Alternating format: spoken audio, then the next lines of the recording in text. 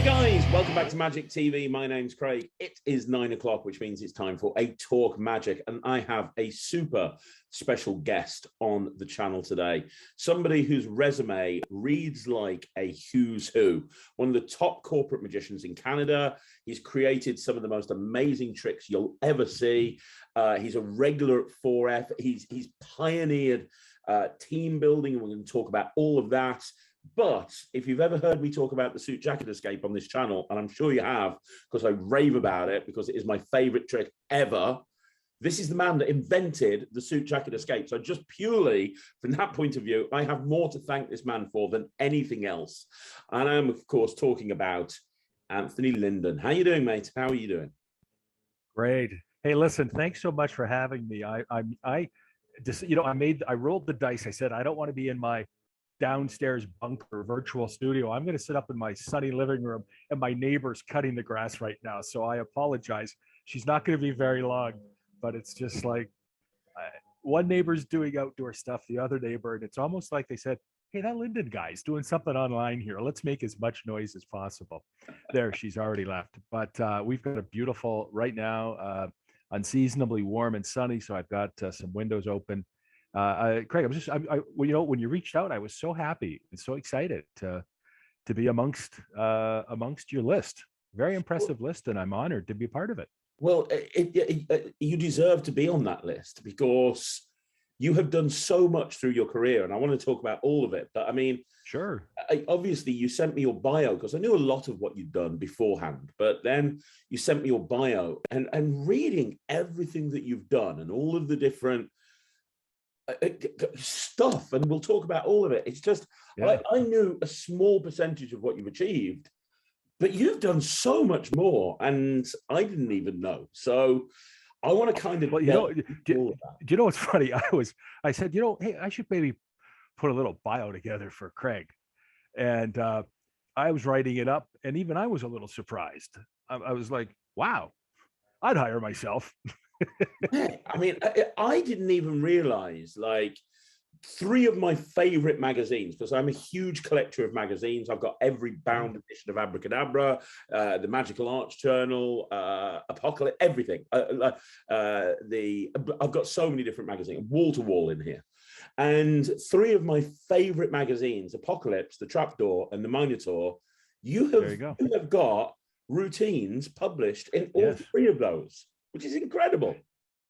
Yeah, and that's sorry if I'm jumping around a little bit, but that all came from meeting Steve Beam, obviously Trapdoor Steve Beam, Dan Harlan, and Marv Leventhal back in the early 90s when we'd all go to the 4F, the finger frolicking convention in Buffalo, the close-up convention. And it was just this exciting time. Back then, they'd lug around their huge camcorders, and you'd sit down and you'd videotape. And it was like, hey, Dan, I got some ideas. Great. Oh, we'll put them in the Minotaur. Fantastic. Steve, what about this? And before I know it, it was published. And then I sent some stuff to Harry Lorraine, and I was surprised that he took it.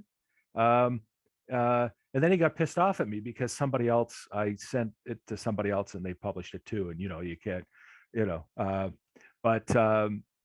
yeah, and it was, for kind of back in that time, that was quite a feather in your cap. I thought, quite a validation of, wow, I've been published. And don't forget, I also back in the early 90s, through meeting Phil Wilmarth, who used to, for many, many years, was in charge of doing all the linking rings, the parades in the Linking Ring magazine. I kind of got to know him, and I said, Phil, I'm working on all this stuff. I sent him stuff, and I ended up, actually, I forget what year, it might have been 1989 or, anyways, did a one-man parade in the Linking Ring. And, and those were in those young, formative, creative years. And it's just, it's so funny. You hear these old rock stars talking about when they did all their best work, and it's all the same, back in the early 20s. Back before you realized what you couldn't do. Mm-hmm. And you just said, I'm going to play magic. I'm going to take this idea and I'm going to think about it and I'm going to workshop it. And well, what if I did this or what if I did that? And before you know it, I kind of came up with some stuff that I was pretty happy with. And it didn't hurt to be doing restaurant work at the time to workshop this stuff and to do something. And man, there's nothing like doing something 50 times a night to figure it out. And after a couple of weeks to try things. And yeah, so that was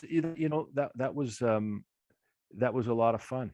And I still in the early lecture tours that I did, I would I guess I had approval, and I would take photocopies of the, in for the lecture notes, which were actual notes, paper, photocopied notes. I thought it was pretty cool to be able to, have photocopies of the tricks from the publications in the lecture notes. Well, I want to get onto a lot of your creations. I want to talk about that period of time, and then obviously later on working with Bill Abbott. But before we get onto any of that, for people who don't know who you are, can we very quickly talk about your origin story and how you got into magic? So when did that all happen? Because obviously we know you as a very busy, popular corporate magician based up in Toronto. But where did it all start? Well, it's funny. I've listened to about 4 of these to prep myself, and every origin story is the same thing. Got a magic kit when I was 8. I got a magic kit when I was 8, but my story is a little different. I used to deliver a newspaper, and it was a morning newspaper in the early 70s, and Wednesdays were garbage day. And back in the early 70s, this was all pre-recycling, no blue boxes. People just threw stuff out. They didn't think about donating it to charity. Yeah, I don't like this TV. It's, there's a 2-year-old television sitting out in the garbage on Wednesday morning. And one morning I found a Sneaky Pete's magic kit, took it home, and there was that was it. And I think part of it was because I had 3 older brothers who were not interested in it. So this was my little claim to stake. And my parents were very supportive. And so I started doing that, library books. We were fortunate. I grew up in a small town just across the international border from Buffalo, New York. So my parents, we found a magic shop in Buffalo and would take me over there. And ironically, this name may not have no significance to many people, but it was Gene Gordon's original magic shop. And Gene Gordon was one of the 3 founders of the International Brotherhood of Magicians. He was from Western New York, and he had the Gene Gordon magic shop. And subsequently, by the time that I found it, a gentleman by the name of Howard Elridge had purchased it, and it was Howard's House of Hocus Pocus. And you can't make this stuff up. And I took some lessons there, and that's where, maybe once a month or every couple of months, my mom would take me over there, and bought my Frady Cat Rabbit, bought my Stratosphere, bought my What's Next. I mean, all these things. And I want to get back to that because, well, I'll tell you what, let's just jump all over the place. What absolutely killed me in 2005 when I wanted to get back into kids magic is I'd go and I'd do my research, and I'm like, oh my God, this is the same stuff that I was doing, 30 years ago. Mm-hmm. Forgetful Freddy, Frady Cat Rabbit, Sucker Die Box, Comedy Fuddle, all this Morrissey stuff. And I'm like, yeah, there's a lot more now, but that was kind of interesting. And I have these memories because my mom would help me. She was a real ham, and she'd kind of help me, with presentations and stuff. And it was so funny because we would go to the magic shop and Howard would demo stuff. And I naively thought, oh, I'm buying that trick because I like it. He's just playing to my mother because she knew she would buy it, figure out how it was done. And, he was quite a character. And just, that's where I learned to make balloon animals and just started off, kept going, and was, probably doing $2 birthday parties by 9, and most of the kids were older than me. I'm, doing birthday parties for kids that were older than me, and just kept going through school. So it was a part-time job through school, through high school, and it was also a part-time job through university. And I was a late bloomer with sleight of hand. I did not even start getting into cards or any sort of sleight of hand till almost my second year of university. That would have put me at like 19 years old. So it wasn't like today where you get these finger flicking kids, at 12 who spend 12 hours a day, with their custom Jerry's Nuggets cards, doing all this stuff, and that stuff, and it was stuff like scotch and soda, a lot of Nick Trost's packet stuff, because I hadn't developed the chops. And then it was the slow transition. And I'm trying to remember, there was a magician that I met through the YMCA. And, I used to have this little carry bag, and it was all full of gimmick decks. So maybe it was a cheek to cheek, or a stripper deck, or a nudist deck or something. And so the show was, oh, hang on a sec, take out a deck, do a trick, put it back in. And he said, if you learned how to do sleight of hand, you could do a whole show with just one deck of cards, anybody's deck of cards, and you wouldn't kind of have to keep carrying these. So it's not that you don't do those. And that's kind of when the light bulb went off. And I said, I need to start figuring this stuff out.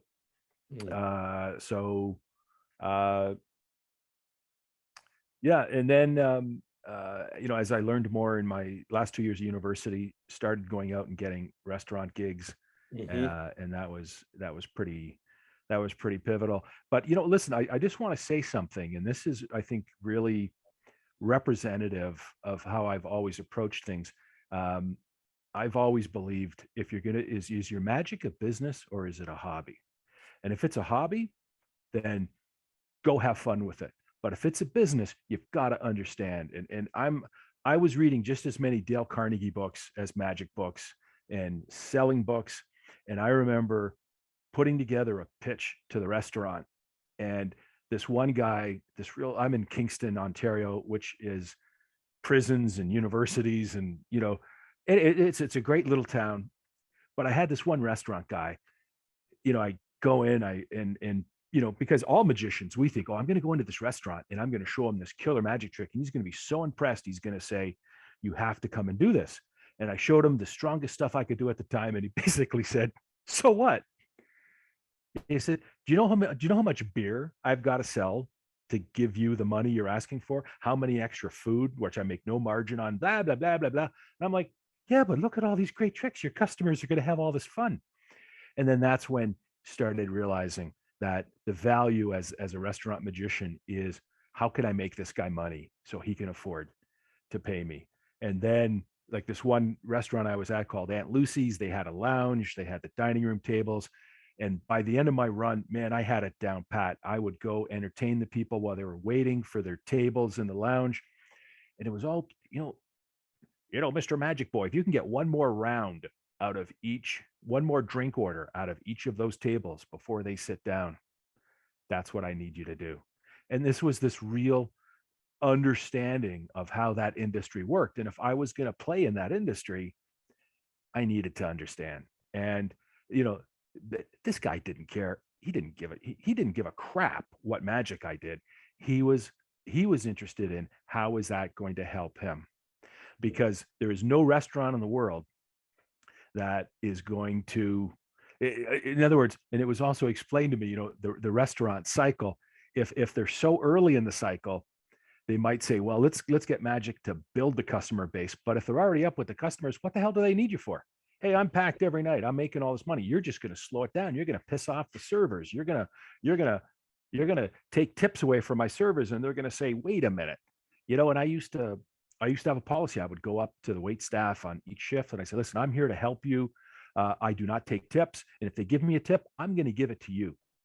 And then I wanted to be an ally of the server, because they're the ones that would say, yeah, this magic guy on the table tent, oh, he's really good. You got to come and see him. Or the server could say, oh, I don't know, I've never seen him.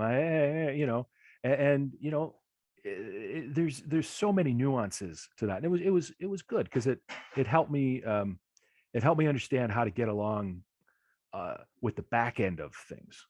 Because, I think, unfortunately, so much of magic is, well, I'm just going to show up 5 minutes before the gig, jump in there and da-da, be Mr. Amazing. Well, you know what? Maybe that's, and I'll tell you, I had a real heartbreaking moment 3 years into moving to Toronto, the largest city in the country that I live in, the biggest market.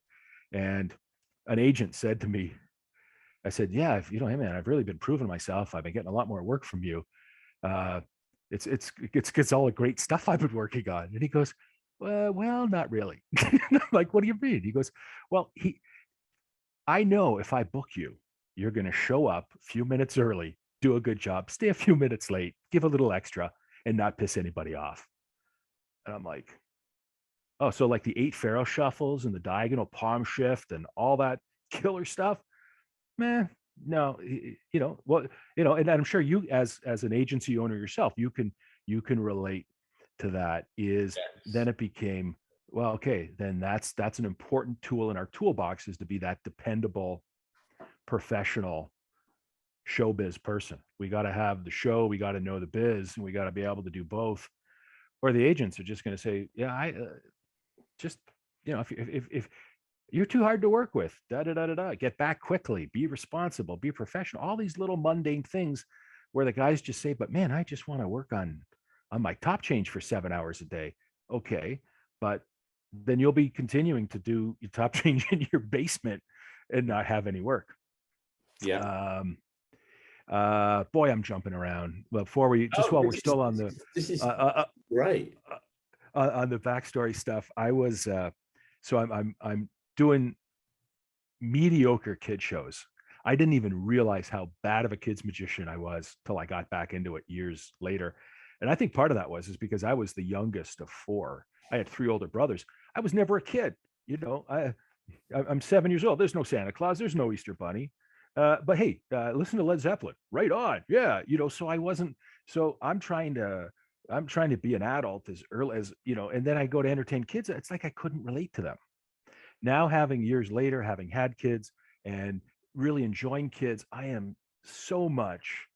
I get so excited about working for kids under a different marketing banner, different website, I think, which is very important. I'm happy to spew about that a little later on.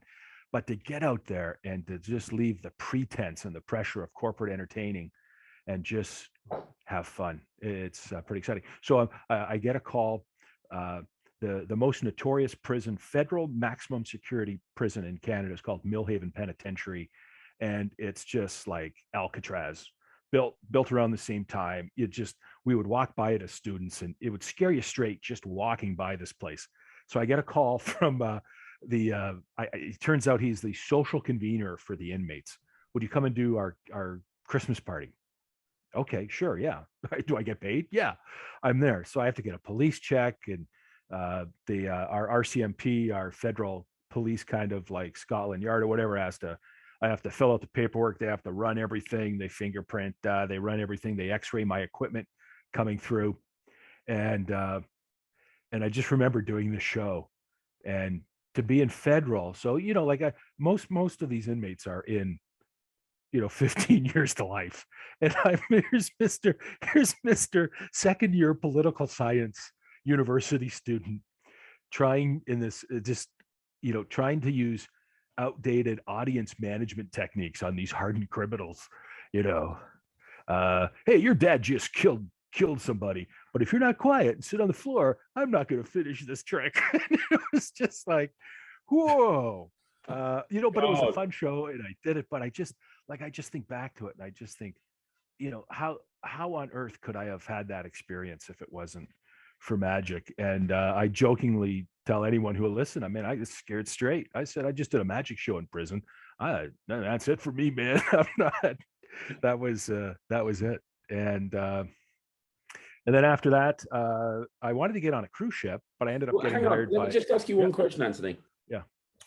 Did you know you always wanted to be a professional magician? Because you're talking about reading business Oh, books that's okay. Yeah. while you Um, were at university. So, I mean, you were at no, university. Did you always want to be a magician? no. Well, I didn't know what I was going to be. When I was a kid, I used to cut out these cartoons from old Genie magazines that I'd get at Howard's store. And I said, wouldn't it be great to do magic for a living? But, then reality crept in. And no, I didn't. So I didn't know what I was going to do. But what I knew was, being able to go out to a restaurant and entertain with personality and good magic and have fun was a lot better than a lot of other part-time opportunities that I could get, so to speak. And I just kept doing it. Did the stint at Club Med, in northern Mexico as an entertainer and had a chance to do a lot of magic there, and had another growth moment. This resort was in northern Mexico, and I didn't realize this being from Canada. I just thought, Mexico, man, you're going to be boiling all the time. Well, it was so far north. It was only half an hour south of like the US border. They shut down every February for 2 weeks because it was too cold. Nobody would come to it. And I had a chance to go to California, to go to Los Angeles and vandangle an audition at the Magic Castle. And this was at a time in my close-up career where basically all I did was double undercuts and double lifts. And I'm auditioning at the Magic Castle. And I had seen a lot of the Stars of Magic videos, the Garcia, the Harris type, great stuff. And by the way, I was only able to do that because another magic shop in Buffalo, what they did was they rented them, even though they weren't supposed to, because these Stars of Magic VHS tapes back in the like early 90s and the late 80s, they were $100. And this guy would rent them for $5. So I would go rent them, go to Blockbuster, rent another VCR and pirate them on like these grainy, third world copies. But I got to learn stuff from Frank Garcia and Paul Harris and Derek Dingle and all this great stuff. So this is the stuff I'm, like Chicago Opener and all these wonderful things. And then so I'm at the Magic Castle, working a room because I've never knew how to work a room because I just did, tables at restaurants and there's a bit of a halo effect at these Club Med resorts. And generally because for no other reason that you work there, you're popular. So people are interested in what you do. And it gave me this false sense of confidence because I'd do my magic night and I'd pull this table out and I'd, do all my little tricks and they would just really respond so well. And I thought, that's it. I'm ready for the big time. So I go audition for the Magic Castle. I don't even remember if I even made eye contact with the audience. I mean, I'm just out of it. And then I think I closed by doing a card to fly. The old zipper, pull a car out of your fly. And I forget the guy's name. Bill somebody came into the room at the end and forcefully told me that they do not pull cards from your fly at the Magic Castle. And I thought, thank you for sharing that with me. Needless to say, it didn't do very well. But the only silver lining is I was told that Di Vernon did not fall asleep during my audition. So that's it. That's my Magic Castle story. And a couple years, many years later, when I was doing some trade show work in Los Angeles, I had a chance to go back to it, but I've never been back since. And wow, yeah, I've been rambling. Sorry, man. I'm all over the place here. I wish you could see this. I'm at the edge of my seat. There's so much. I mean, there's so much that you've done, and we have jumped around a bit, but that's a good thing because you have done so much. I want to go back to one thing, which is you went through university. Yeah. Obviously, you wanted to go. You were talking about wanting to go on a cruise liner. Was that the next step of your journey after? No, it wasn't. What happened was, so I did a 3.5-year BA. Oh, I forget who it was. You did, one of your interviewers, they said they did their 7-year BA, and I can't remember who it was, but I sure laughed at that.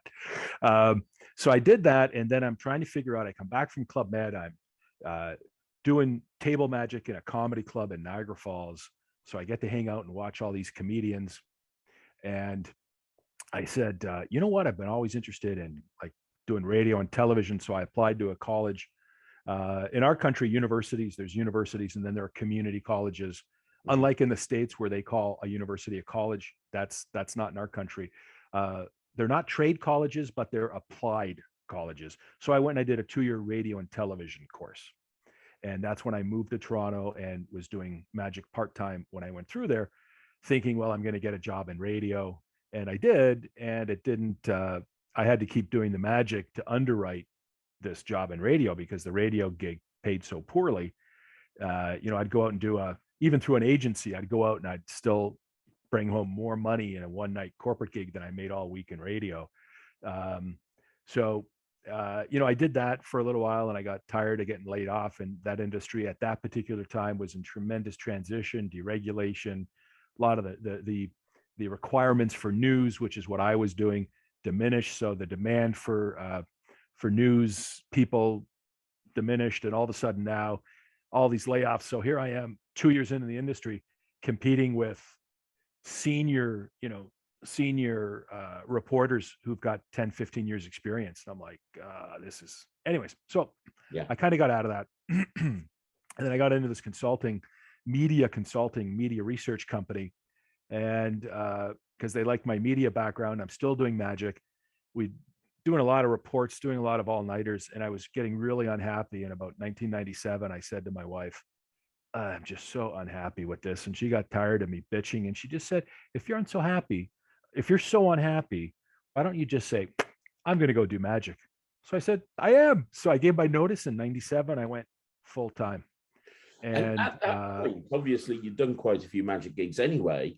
And you'd been, during the 1990s, we've already talked about this, you did the parade and the linking rings. Yep. You put stuff in Apocalypse, Trapdoor. Yep. You had a few routines marketed by Mia Yidid and Dan Garrett. So you'd done a lot. It's not like you gave up your job and you had nothing, exactly. And I think I think part of that was, and I was also in my Joel Bauer sales phase. And what I found is, man, I would have a real job. So maybe I could make a call at lunchtime, or I could send out we didn't have email back then, but maybe I could mail some stuff, or, and I'm trying to like part-time market. And all of a sudden it was, hey man, I can do this full time. So, it's amazing when you apply yourself focused full time, you can get full-time results. And I say this, you work part-time, you get part-time results. You work full-time, you can get full-time results. Not guaranteed, because past performance is no indication of future results. Sorry. Oh, I did so much work for financial services. That was my favorite joke with them. So it's not that it took off, but man, when you start at a baseline of just doing a couple of gigs through an agency, and all of a sudden now you're out there pounding, and I stumbled into the communications, into the technology area, and I stumbled into trade shows. I didn't even really know about them, but I would be doing something for a company that was maybe a systems integrator. And then somebody from Sun Microsystems was there, and they'd say, oh man, hey, that was really good. Could you come and do that for us? And before I know it, I'm doing trade shows, and I'm probably working 65% of my clients are IT. But what happens is then you start getting this foundational knowledge, because I could go to a client and I could say, geez, I was just at the RSA security show in San Francisco, where we were talking about this type of servers, servers or security or encryption. And I could go to these other companies and go to IBM, and I say, listen, you just gotta steer me in the right direction. Tell me your messages. Tell me what it is. I'm not I'm bringing this accumulated level of knowledge, and same in financial services too, because I've done enough work. Now all that knowledge is outdated now, because those trade shows kind of, I shifted to something else. But when I was on that ride, it was, and trade shows are they're a hard work. They could be big money, but man, your feet, it's a different gig, and you have to really understand it. And, they were fun. And I've always enjoyed, scripting. And I think that's what I took away from my time in radio and television, is I learned how to extract, as a reporter, I learned how to interview people, how to extract information, how to write a script, more importantly, how to write a template to create a script that the client says, how could you possibly know all this stuff? Well, that's because, 75% of it is industry domain and, general knowledge that's been polished for that 25%. So that's the other real secret. And just kept going. And I loved it. I had a real epiphany. There was one time I was like doing a technology event somewhere, And then I had to fly to this city.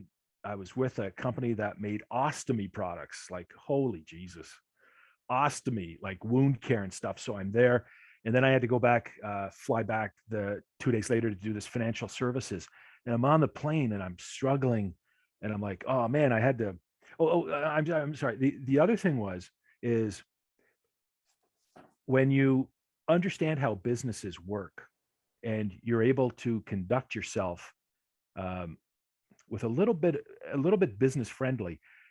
Part of what I think is magicians don't understand, particularly corporate working that market. We're no different than office supplies. We're no different than paper clips. We're no different than parking passes. We're a vendor, and they have systems in place to buy things. And if you don't know how to deal with that, like I came out of a newsroom, I didn't even know what an invoice was. And this is what I had learned was, oh, what's an invoice? Oh, I have to invoice. What's accounts payable? Oh, those are the people that pay you. Oh, they have policies. Yeah, well, they don't do this. They don't do this. We don't pay for 120 days or this, or we can't do this. Or and you start learning all this stuff so that you can present yourself much more professionally. And you're basically saying, I'm going to make it easy for you to book me because I'm going to use your system. I'm not some prima donna that comes in and says, well, you've got to have this and this and this. It's, how does it work? Let me put in the queue. And so I found that helpful. But basically my forte, I was good at this. And I apologize if anybody thinks I'm sounding a little egotistical, but I got to tell you, in my heyday, I could interview marketing and salespeople. And do you know what I found? Is they didn't know what the hell they were talking about. I would go in and I'd research their brochures. It was just in the infancy of the internet. I'd take a look at their website and I would come back and I'd say, man, this looks like a really strong sales item you might want to be talking about in your trade show presentation. Yeah. How did you figure that out? And I'm just like, oh my God, if Magic Boy can figure this out and you're the salespeople and you don't know this, God help us. And these, and see, you'd never deal with the senior sales guys. You're always dealing with the intermediaries, the manager level. But you'd get to the trade show and you'd have the SVP or maybe a director to SVP level. And they're the guys that would come over and see your show. And they'd say, man, I love the way you integrated our message into that magic so everything flows. How did you do that? How did you learn that? And you know what used to happen all the time? They would say, why don't you come and sell for us? And you know what I'd tell them? I'd politely say, my dream is not to sell your widgets. My dream is to do what I do. And, I could have been selling mutual funds for 20 years. I could have been selling IT for the last 20 years. And I got to tell you, sometimes I wish I took them up. But that wasn't that got me, the thought of putting on that suit and tie to go talk about, the AS500 enterprise level server, my eyes start to glaze over. But put me in the booth or put me in front of customers or in a sales situation where I could take my knowledge of magic, couple it with their product information. And my method was really simple. I said to myself, I want to use my magic to demonstrate their product. How do I do that? And I had maybe 25 tricks in my repertoire. So it was always this puzzle. How do I put them together? Let me give everybody a fantastic demonstration. One of my most favorite things is at the Fector convention. I forget who I bought it from, but I bought a beautiful speed loading lapel style wallet. But it wasn't the bulky lapel. It was like it actually looked like a wallet somebody would hear. So I love to do card to wallet.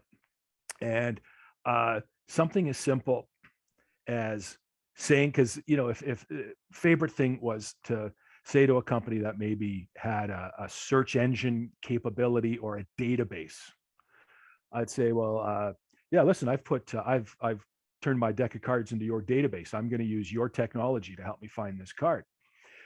So name any card, 5 of spades. All that, imagine the mundane of all your people manually sorting these records. What if there was a way just to instantly access that data, fast, reliable, bang, card, take their card out of the wallet? Now it's not card to wallet. Now it's a representation of how their technology can solve a problem. And I'll tell you, the minute I figured this out, I would go into these hospitality suites. I would be in the booth, and it was just like, man, I can't wait to show you this stuff. I am so excited to tell you about this. I'm also really excited to get paid, but that was it. And that was that. And there were times, I swear to God, there were times I specifically remember this one financial services trade show. We're in the Sands Convention Center in Las Vegas.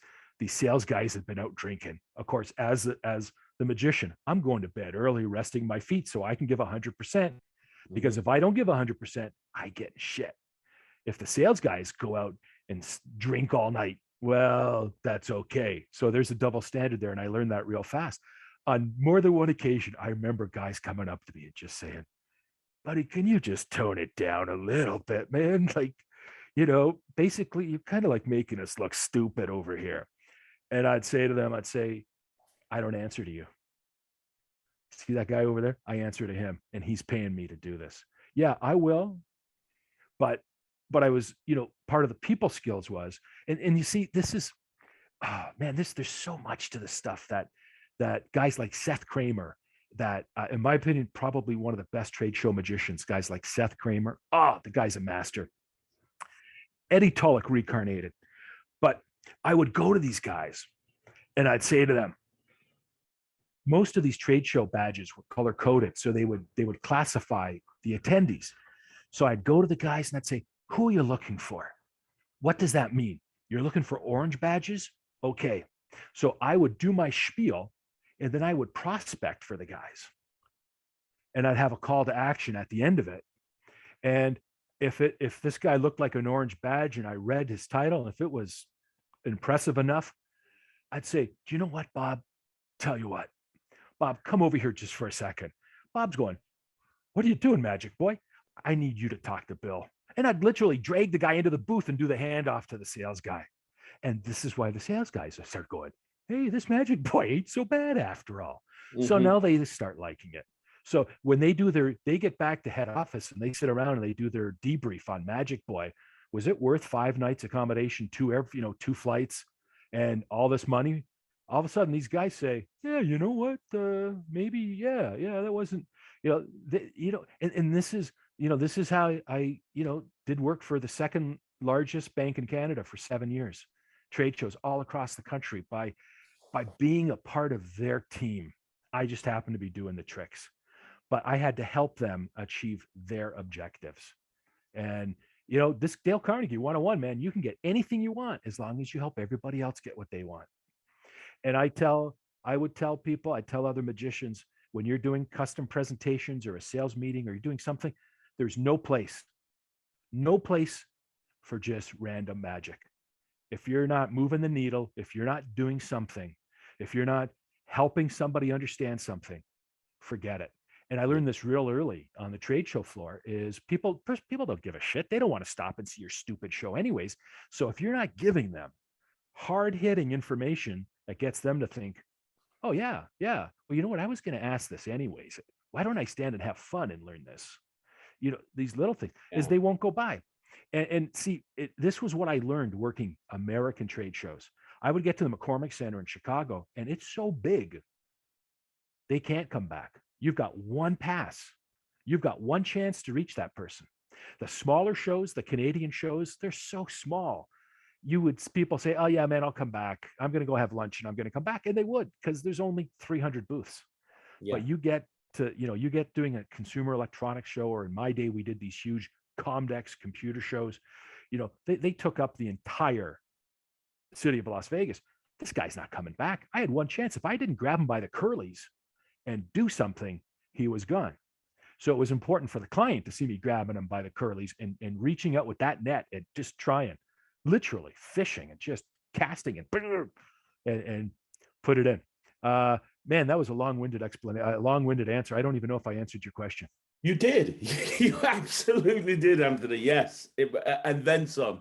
And I hope that the people that are watching this are listening very carefully, because what you are delivering right now, my friend, is a masterclass on how to actually make a career as a magician.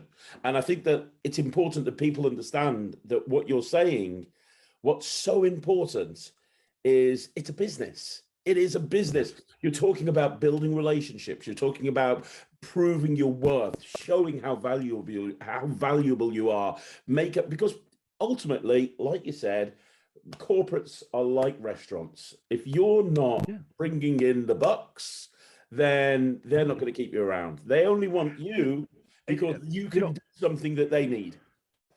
Then after, I had several years where corporate golf was huge. So I started getting all these golf tournaments, and golf tournaments were a blast. Those were my people, man. And back in they were just light up the stogies when you could still smoke. And golf was just an excuse to show the opulent wealth that you had, or the career success you had.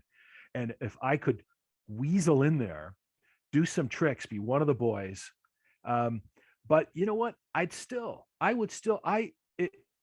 customize every magic trick show that I do, even if it's something as simple as I'm working for the company here at, or a lot of charity stuff, just saying, you know what, take 10 minutes, take a look at the charity website. What are 2 or 3 things that they do? So I'm working for these golfers. Maybe it's out on a hole as they're getting back into their carts. Listen, thanks for coming out for Autism Ontario. The money here today is going to go help this. It's going to help this. And we really appreciate you coming out and supporting the money you're raising today works. I do, my favorite bit for a long time was to do Pat Page's Flash Cash. You'd turn a client's brochure into money. And it's not enough to turn clients' brochures into money. That's a great visual, but it's the explanation of why. Why are the physical products or the company turning paper into money? What is it? Well, we're going to help you do this. We're going to help you do this. That's why you have this money. And, one of my favorite things at these charity golf tournaments was just doing a simple $100 bill switch. You take a $10 bill, turn it into 100, and say, you're here today giving money for golf. You know what? It's called the community multiplier. Every dollar you give to this charity, it multiplies in the community when they go out to da-da-da-da-da-da. And all of a sudden they go, oh yeah, hey, I hadn't thought about that. Client's ecstatic, because you're thanking the people for coming. You're thanking the people, giving them the money. Everybody feels good. Oh man, I feel good. I'm helping the client feel, just little things like that. Did I have to do that? No. But that's my way of doing it. And, sometimes it made a huge difference. Sometimes the clients didn't care less, but that was me. I would much rather, I can remember what I'm doing. See, it's so funny because magicians have said to me, how do you remember what to do? I say, well, I have a two column script. One is actions and one is content. And they both help me remember the other. The actions help me remember the script, and the script helps me remember the actions. So I find delivering a custom presentation a lot easier because I know what I'm saying and I can say it with more confidence and authority and all of that stuff. So, I would much rather be talking about something than, here, pick a card. Oh, look at that. It's jumped to the top of the deck. Wow. Hey, now it's in my pocket. And there's nothing wrong with that. But if you can say something that's relevant, and this is another thing that I've always felt was very important, is to understand the audience. And again, learning this from the trade show was to understand how they speak, what their language is. It never hurts to put in a few buzzwords, but you have to know what those buzzwords are. And you learn real quickly, you live and die by the sword. If you use incorrect terminology, your credibility is shot.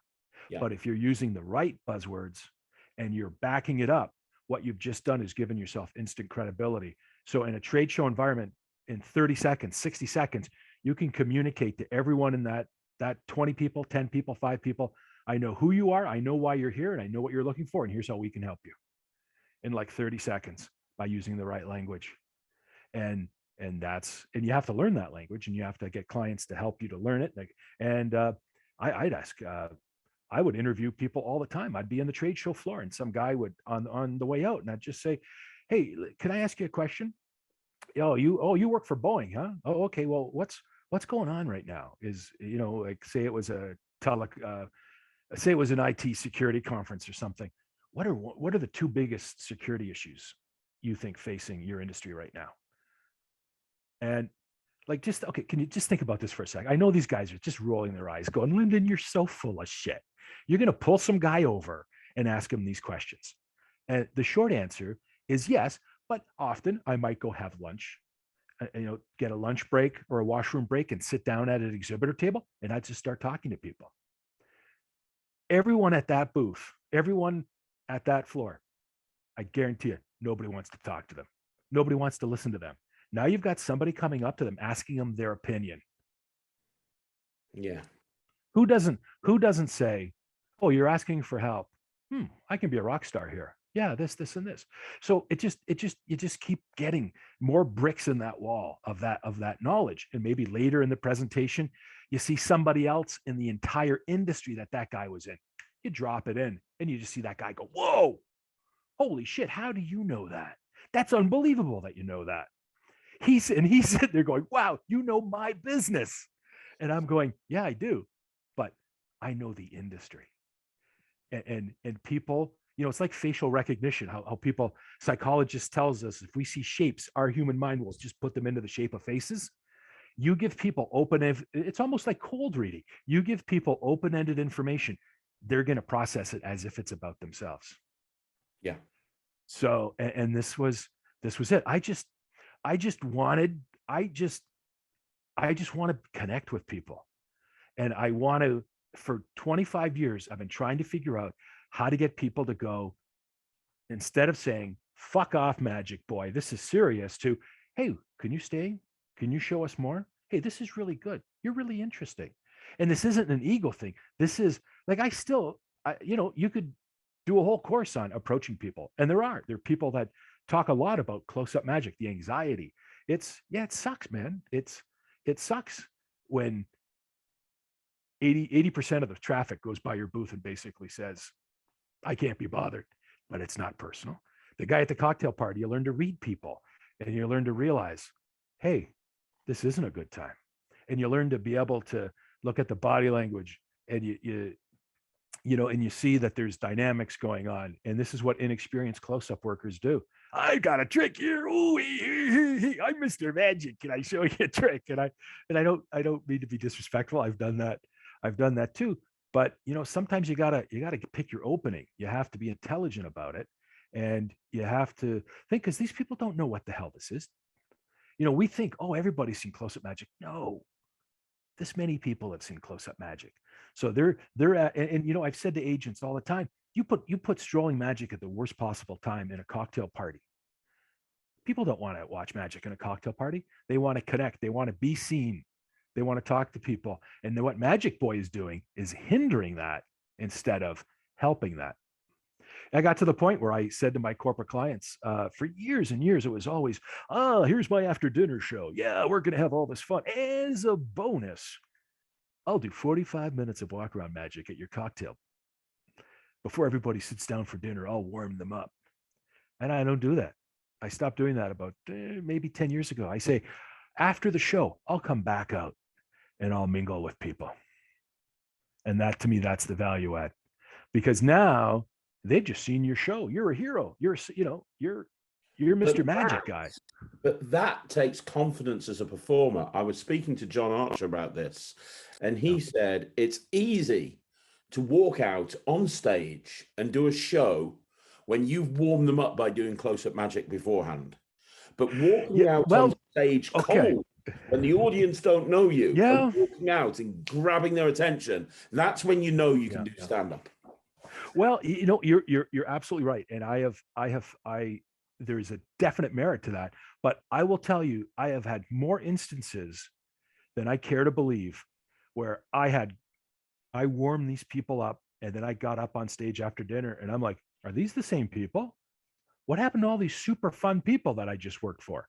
Oh, they congealed into this really conservative audience, and they're tired, they're drunk because they've been eating.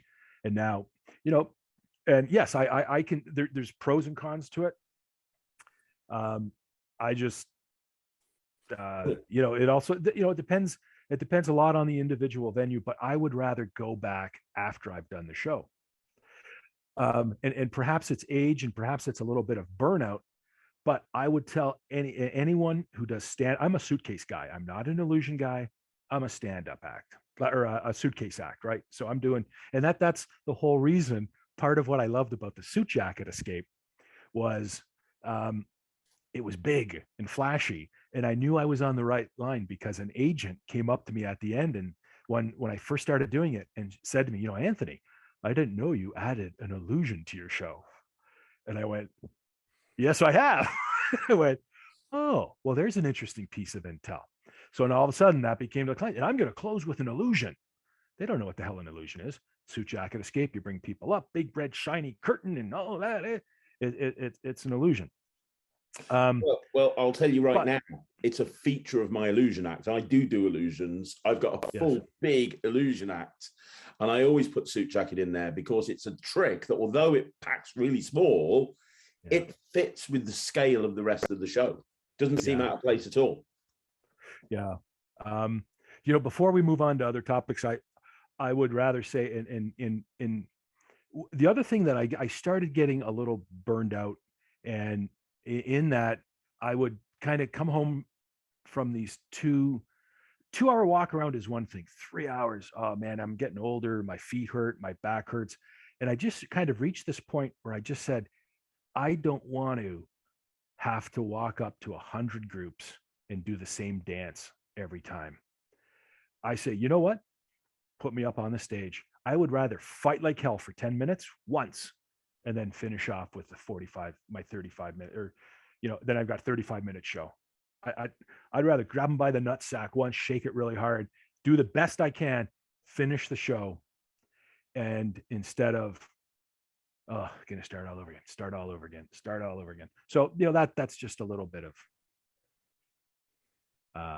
kind of where I was coming from. No, totally get that. And we do think of you as a stand-up magician these days, largely in part because of some of the effects that you've released and so on and so forth. Yeah. I suppose the question I've got to ask you very quickly before we move on. Yeah. Any advice on transitioning from close-up to stage? Because obviously you started close-up magician. Okay. And then you moved to stage. Do you know what? This was a real challenge for me. What basically happened was I had reached a point in my career where I realized man cannot live on close-up alone. Just mean dollars. And, I was making good money. I was getting, routinely $350 an hour for close-up, but, maybe it was only an hour, maybe it was only an hour and a half. And I said, I have to start earning more money. And whether that's 1,000, 1,500, there was about a 2-year period in this strong economy, man, I could go out and get $2,250, $2,500 for bringing in a roller bag and doing the suit jacket and redonkulous and a couple of, a card stab and stuff. And then it was this whole notion of, again, understanding the value that a stand-up show brings as opposed to close-up. And I don't think close-up is valued from an event planner and from the client. I think it's a cool thing to have, but it's not the real, unless you're David Blaine, unless you're a celebrity doing close-up. Yeah. So I started, and I'm a think about it, and I just agonized. It probably took me 6-7 months of, I didn't know who I was. I didn't know who I wanted to be on stage. And what I couldn't get away from, and what I had a hard time was going from the absolute immediacy and ability of audience management of being at a 4-person restaurant table, and how easy it is, or it became so easy to have that personal connection. And then the minute you get up on stage, there literally is that fourth wall. And how do you break that? And I also found that most of the skills I had developed as a close-up entertainer were almost mutually exclusive to working on stage. Didn't mean anything. I didn't know how to play big. I didn't know how to do anything, because playing big was maybe okay, then working for a table of 12. That was playing big. I didn't know. And I struggled with material, and I fell into a trap I know a lot of performers fell into, and that is, if I just could get that one trick that's going to push my act over the edge, I just need that perfect opener. Oh, I need a better closer. It's always that one trick is going to make me. And then the realization starts coming in, I'm looking at externals instead of internals. And I don't believe this. I remember growing up the old school magic. Hey, give me a paper clip and a deck of cards and I can entertain for an hour. I don't buy that's bullshit. That you shouldn't be entertaining for an hour with a deck of cards and a paper clip. It's the tricks are important, but it's the whole package. It's the whole character. It's the whole presentation. It's the theory behind it. It's how you present yourself. It's how you interact with the audience. And these were all things that I had to learn. And I'll tell you, man, I had really kicked myself because, if you're not ready to make these jumps, the teacher appears when the student is ready or whatever those things. I spent a year and a half in a comedy club, and the manager said to me all the time, "Hey, open mics, you're here Thursday, man. You can go up, do some time on stage." And it wasn't until the very, very end of that I tried to do some stuff, and I just thought, oh man, I could have had a year and a half of failing in a friendly, no stress environment, but I wasn't ready and I wasn't thinking about that. So uh, uh, and I remember kind of doing some shows, and I think the challenge is um, when you're working on the stage, it's really hard to find some place to be bad. Like in a close-up environment, okay, you're gonna work on a new trick. Well, I'm not going to close with it. I'm not going to open it with it. I'm going to get some rapport with this table. I'm going to sneak it in. And if it does okay, great. And I've got my closer. So I know I'm going to leave that table and put something new in the middle, and then I can keep polishing it till I'm ready. But then you got to stand up somewhere and say, well, where do you go to suck? And that is a conundrum. Where do you go? And all of a sudden, I got to a point I was so frustrated because, man, I just want to do my show, but now I have to understand microphones. I have to understand music. I have to understand lights. I have to understand staging. Man, I just want to do my effing show, but if my microphone sucks, then they can't hear me. I was doing all these golf courses, and the largest golf course, the highest, most expensive golf course chain in the country, builds state-of-the-art clubhouses with like the world's worst PA systems. I said, what is this? So I went out and I bought a Fender Passport PA system. So I had to go learn about microphones. I had to go learn about, and I said, I'm going to set up my own PA system, because if they can't hear me, they think I suck. They're not going to sit there and say, we can't understand the magic show because idiot club manager saved $5,000 on his PA system. And if you use that, I look bad. So, so I had to learn a little bit about that. Then there's, speakers, and then there's the whole music thing. And as that technology improved, but at the end, see, like I was influenced, my influences are a lot from the UK, Monty Python, the Goodies, the Two Ronnies, Dave Allen at large. I just would watch him as a kid. And how does a guy sit in a chair with no fingers and just kill? Like Dave Allen was, storytelling and also very influenced by Johnny Carson in this kind of stand-up type approach. And, it was just kind of, I just realized I don't want to be those people, but I just want to kind of come up with a style that's warm and personable, and trying to create some things, and I guess became an audience participation act. And I believed in bringing a lot of people up from the audience, because that afforded me the opportunity to demonstrate humanity, how I treated these people with dignity and respect and likability. But you could spritz with them and have fun with them. And if they knew you were having fun, you could add not bedtime, but a couple of minutes of, so John, what do you do with the company? Oh, not much. Oh, you must be in the IT department. All these little things that come after time. But I think one of the things that became so apparent going up on stage was that I was the outsider at their event. They knew everybody else. I was the outsider. So they're all kind of sitting there going, well, who's this guy? The other thing is, and I've talked to other performers about this, I've spent my entire career always working for people that never knew I was going to be there. Oh, we got a magician after dinner. I have no name in lights, no marquee. I'm not. And I said, man, wouldn't it be great to work a theater where people actually said, oh, we're going to go see Craig Petty tonight. Oh, that's great. Yeah, let's go see Craig. Oh, Anthony Lindan said, let's go see. No. It's always just mystery surprise, mystery meat. What's the leftovers? You got to come out there and do your wares. And it's not just me. That's probably 95% of stand-up guys. We're in that. But you just begin to realize that there can be a lot of indifference, and you really kind of have to give people a reason to care. And that reason to care can be in the material, in the presentation, but also I think it's important how you carry yourself. And it's not to be arrogant or cocky, but I think it's very important to let people know I'm a master of this domain. I've been here before. I'm the bus driver. Come on the bus with me. We're going to have a great ride, but I know how to drive this bus. And it's not about trying to get people not to heckle. And that doesn't have, I don't have to worry about that kind of stuff, but there is something where, it's the same as everything. Somebody watches a video, and if they don't think in 30 seconds, why am I giving this guy 10 minutes of my time, 8 minutes of my time? Click. Same with this guy.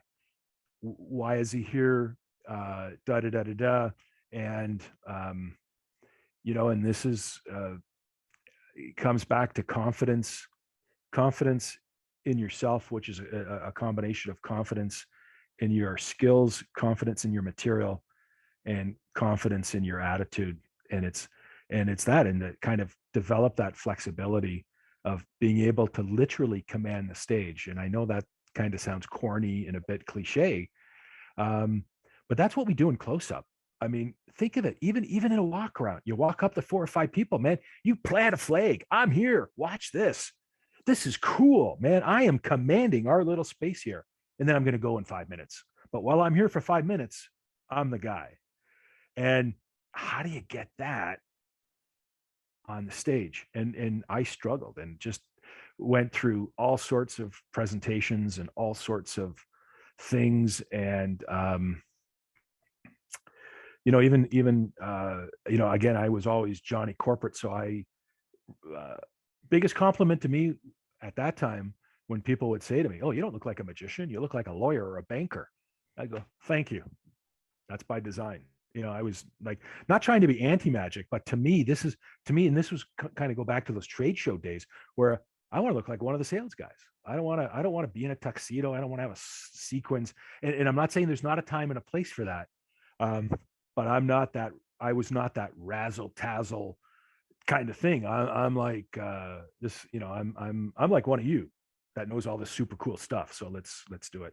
And that's kind of where I've shook. I think the other thing that hindered my development is I didn't get a chance to see a lot of other magicians. Growing up in a small town, and it's not that I wanted to see other magicians to take their stuff, but what are they doing? How do they do it? How do they come on stage? How do they use silence? How do they use transitions? How do they get people? Oh, you should never use a volunteer for your first trick, or, oh, you can't use this, all these supposedly written rules. And I'm like, I don't know, so just basically a lot of trial and error. Mm. And honestly, I've had a very dear close friend of mine, basically after all these years, basically still say, where you really shine, it's doing your team building. And I'm saying, so it's not when I'm doing my stand-up show? And he goes, I'm not saying that. I'm just saying your real element is when you're doing team building. Okay.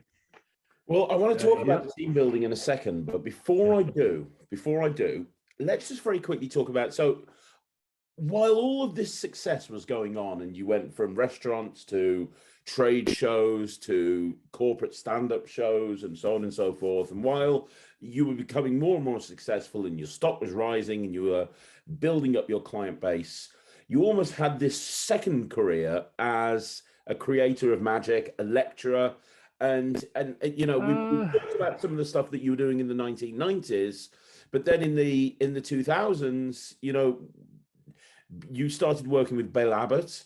You brought out Yeah, two of Bill's most popular products. I would like to think so. Yeah, as a result of Well, you.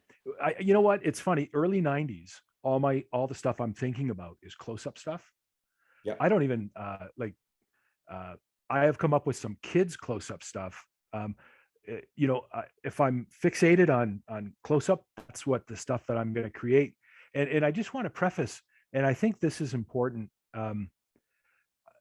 To me as a worker, there was the reason for coming up with material was I wanted to do as much of my own material as I could from both a marketing perspective and a branding perspective, and you know, to know that, oh, guess what, we didn't tell you some other magician's going to be on the show with you. Oh, we're going to have to sit back still. Oh, well, Jesus, I can't do that. No, I can't do that. You know, and listen, this originality thing has been overplayed, and a lot of people diminish the importance of it. And I'm not saying it's everything, but for me, part of what my process was the creativity component was, I need tricks that answer these questions for me, that solve these problems for me, and that's what I came up. And you know what? We ran into this with Redonkulous. I didn't spend a lot of time on the Magic Cafe, but I had all these people. Oh, there's so many better methods. There's so many better this and all that. And I remember writing on the cafe, and I said, guys, do you know what I said on the DVD? I said, listen, this is what I was looking for. I didn't create Redonkulous to market it. I created Redonkulous for a trick to satisfy my own unique insecurities and idiosyncrasies. So that was my little security blanket of the trick. And that's why I create my own stuff, to give me that little security blanket.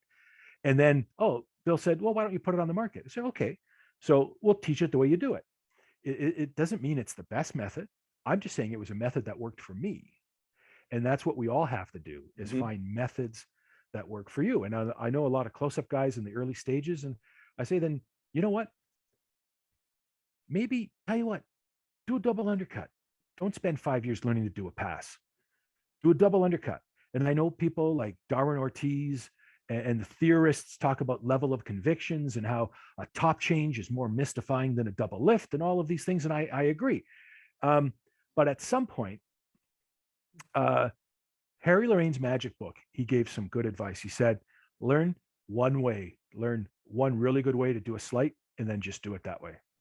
I do one double lift, and I just realized I'm not going to spend all this time learning 8 double lifts. I do a good double lift. It's worked for me. On to the next thing. And you know, so the transition was, okay, I'm doing stand-up stuff now. Then I start thinking, okay, what are stand-up ideas? What are some routines that I can do? What are things that I would like to do?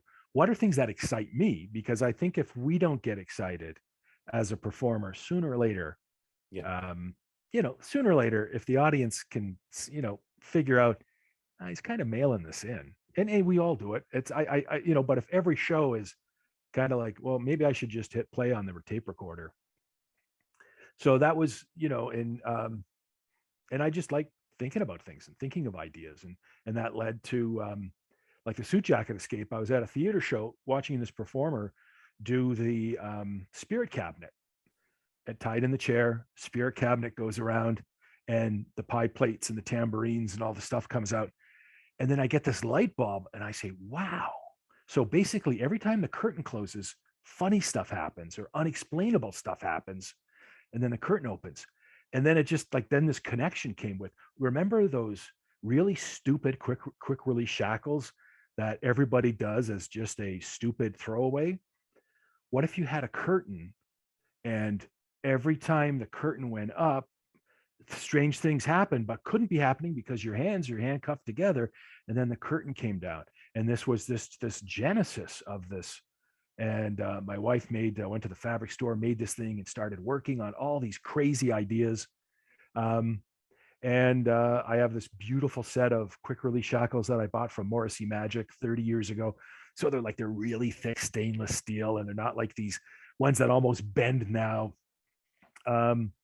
but then that was something I remember an agent saying to me, I saw a show of mine and he said, that thing at the end you do, because I always close with it. He goes, that thing you do with the handcuffs and that newspaper thing, those things are really good. If you can just get about 5 more of those, you would have a really good show. And I said, you're right. And I've been trying to do that for 20 years, trying to elevate the rest of the show. And Bill and I became very good friends for a while before he left Toronto, and he's releasing stuff. And he came to me and said, hey, let's do this. And what I liked about Bill is a performer, Bill is a worker, and Bill understands the power of routines.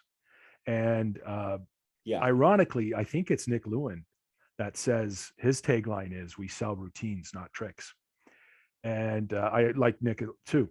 And I thought Bill was very similar. And, his concept of the pro package of, let's just take all this accumulated knowledge, put it in a package. And I would get so frustrated, and I still get frustrated when I hear people say $99, man, that's a lot of money for that magic trick. I look at it and I say, for $99, that guy is going to share with me everything he's learned in 10 years or 12 years. He's going to shorten my learning curve, which means I can go from 0 to 100 in weeks instead of months or years.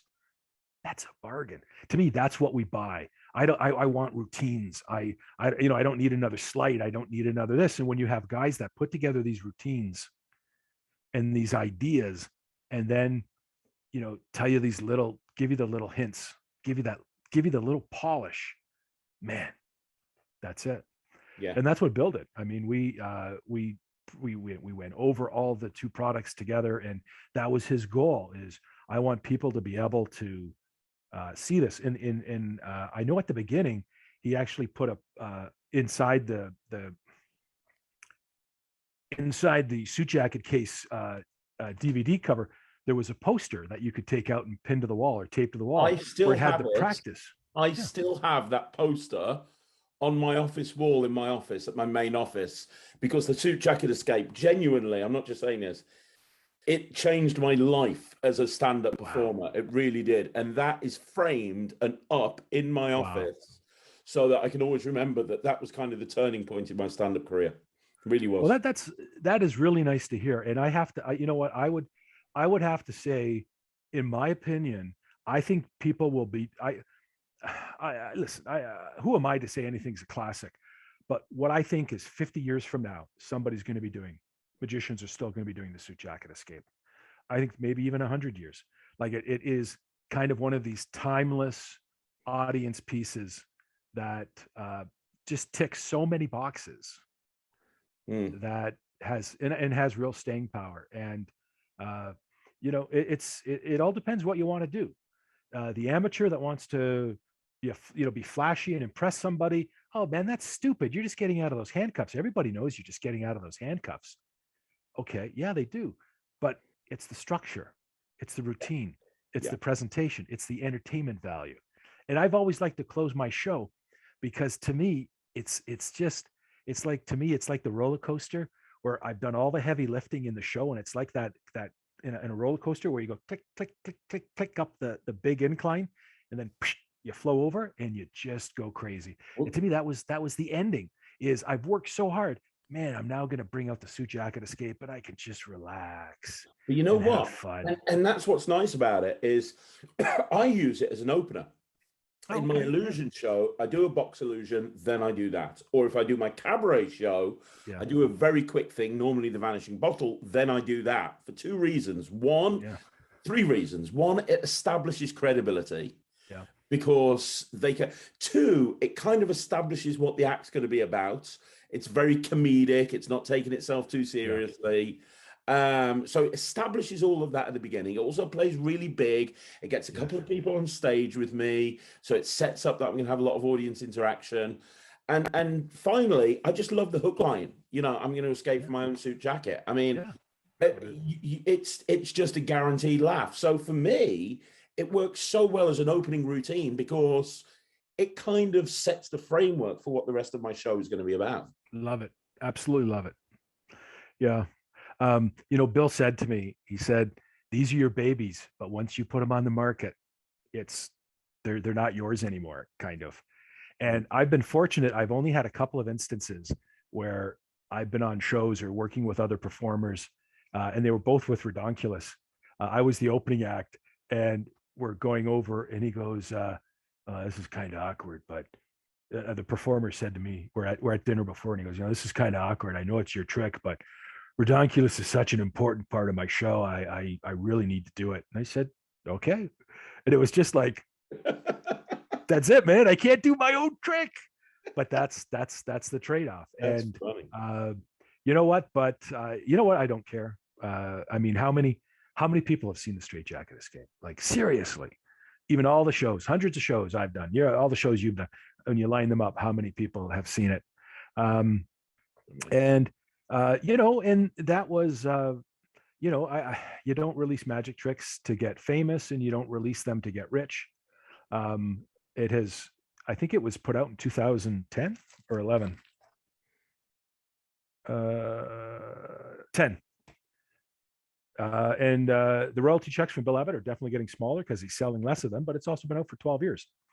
But there's still people, it's still being used. And if somebody said to me, what's the thing you're most proud of everything, it would be the Suit Jacket Escape. I just think so much time and energy, needless time and energy of overthinking and experimenting. There was a time where I actually carried another roller bag to my show, and inside that roller bag was all just gags for the Suit Jacket Escape. I'd have, it would go up and I'd have a hat on. It would come down, there's no hat. It would go up and come down, I'd have sunglasses on. I'd have the fake feet, from the magic store, and put shoes on them. And I'd hold the fake feet up like I was upside down. I'd have other things, all these other things. And as time went on, it just, I felt like some aging classic rocker who brings out the acoustic version, kind of just says, I'm stripping it back. I don't want to do that. I travel. I've got extra set of locks, safety key, a curtain, and my coat, and I don't have to worry about anything else. I'll tell you, the only thing that I do a little differently now is I just went to the hardware store and bought a set of bolt cutters, and I have that in the case. And I say something about an emergency word or something, and I just say, "Oh, here's the emergency word," and I hand some of the audience bolt cutters as a gag. But other than that, Nice. and and Redonkulous was just, I went through a real mentalism phase. I still love mentalism, but I've learned I can't do it. I'm just not, I'm not able to sell it, to pull it off. It's just not, so I guess I do mental magic. But I'll tell you, this Redonkulous also came about because it was such a workhorse for me in kind of customized presentations or a sales meeting. Often when somebody said, "Hey, listen, you're going to entertain the golf course, but can you just stand up and do one trick before you leave? So we can't do the whole show. Can you just do one thing?" And that's what I would do. I would do Redonkulous. I'd just have a whiteboard, and I'd do the pre-show and would get out. And I'll tell you, if you want a shovel to the head, grab them in the curlies. It can be a really, pack small, play big. I'll tell you what I was proud of is, when Bill and I talked about this, it uses the dreaded pre-show. Now, Redonkulous came out in 2011. And we said, when we were brainstorming this and storyboarding it and all that stuff, I said, "Bill, man," and he completely agrees, we have to address this pre-show, because if people know it's pre-show, they're not going to buy it. So he came to I did a couple things. There's in this real kind of upscale resort area by Niagara Falls, this 5-star resort. I'm doing these corporate gigs, and he recorded the pre-show. So I'd have the mic on. They thought it was a mic because I just said I'm doing the show. So I had a mic, and Bill was like hiding in a shrub, a plastic shrub with his camera. And we actually recorded the pre-show. And we did that to tell people how easy it is to do the pre-show, and how to do it so people don't forget. In the 20 years I've been doing this, 15, 20 years, because I was doing it easily 6 or 7 years before Bill put it out. I've had like 2 or 3 times where people couldn't remember their word. And one I think was deliberate, and the other was I just asked the wrong person, and they literally forgot it. And you're kind of on the hook in this, but but it just matched this. See, what I loved about the redonkulous thing was that it was a series of coincidences. It wasn't a prediction.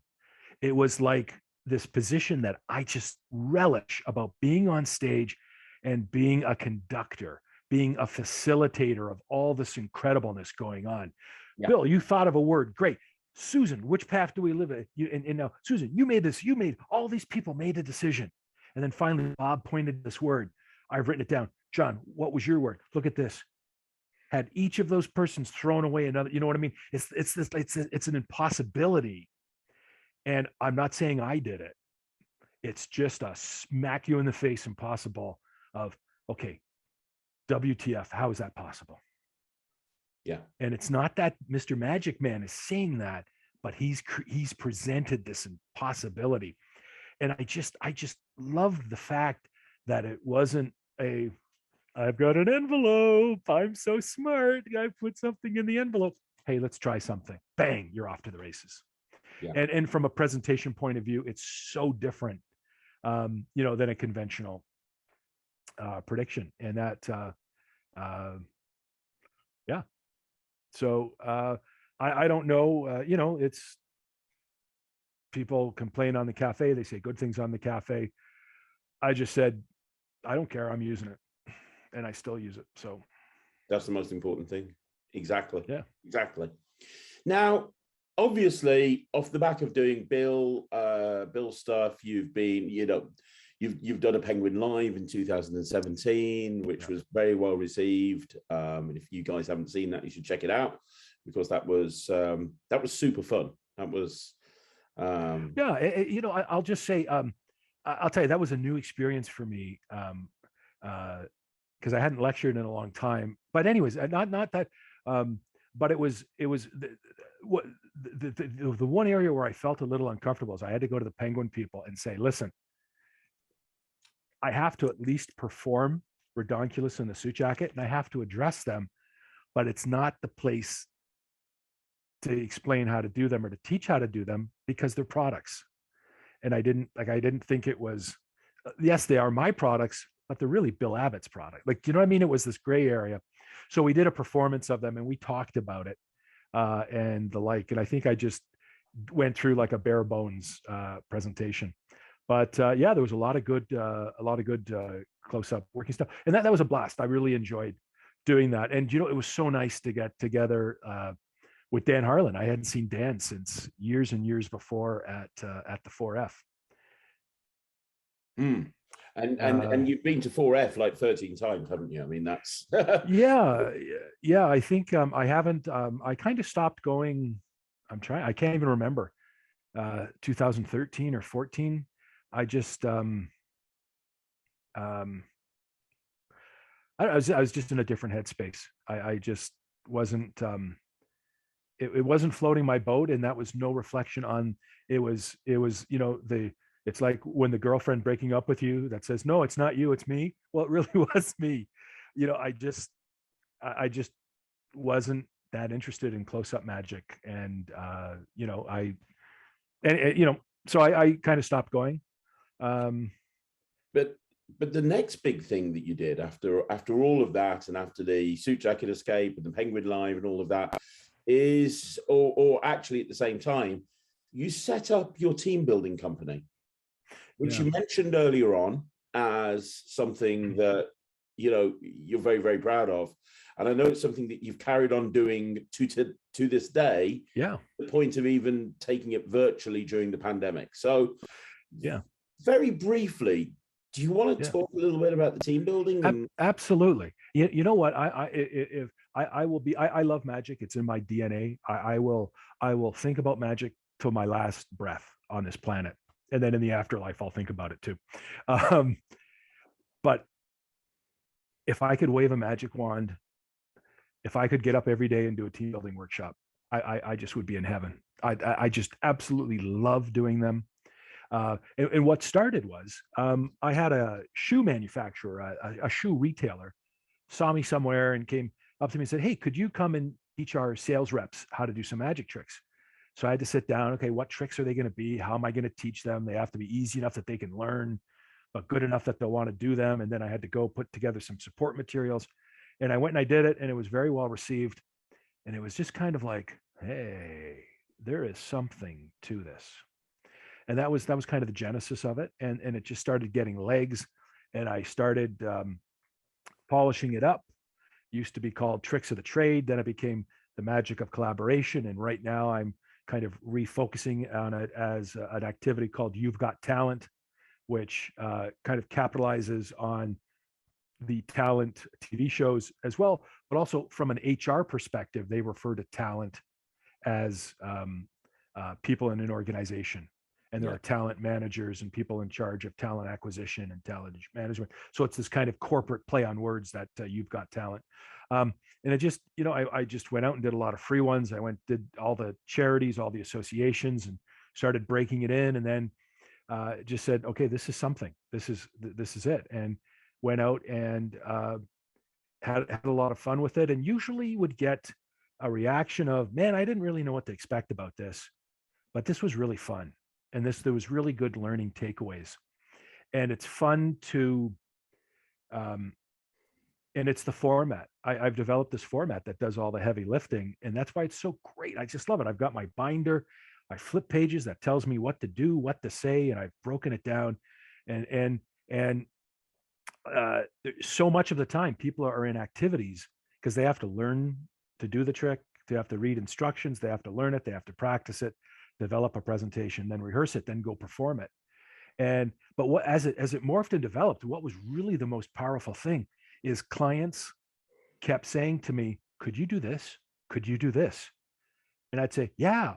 And then I've realized, well, if that is valuable to them, then it's valuable to somebody else. And probably one of the biggest turning points is I'm trying to remember who it was.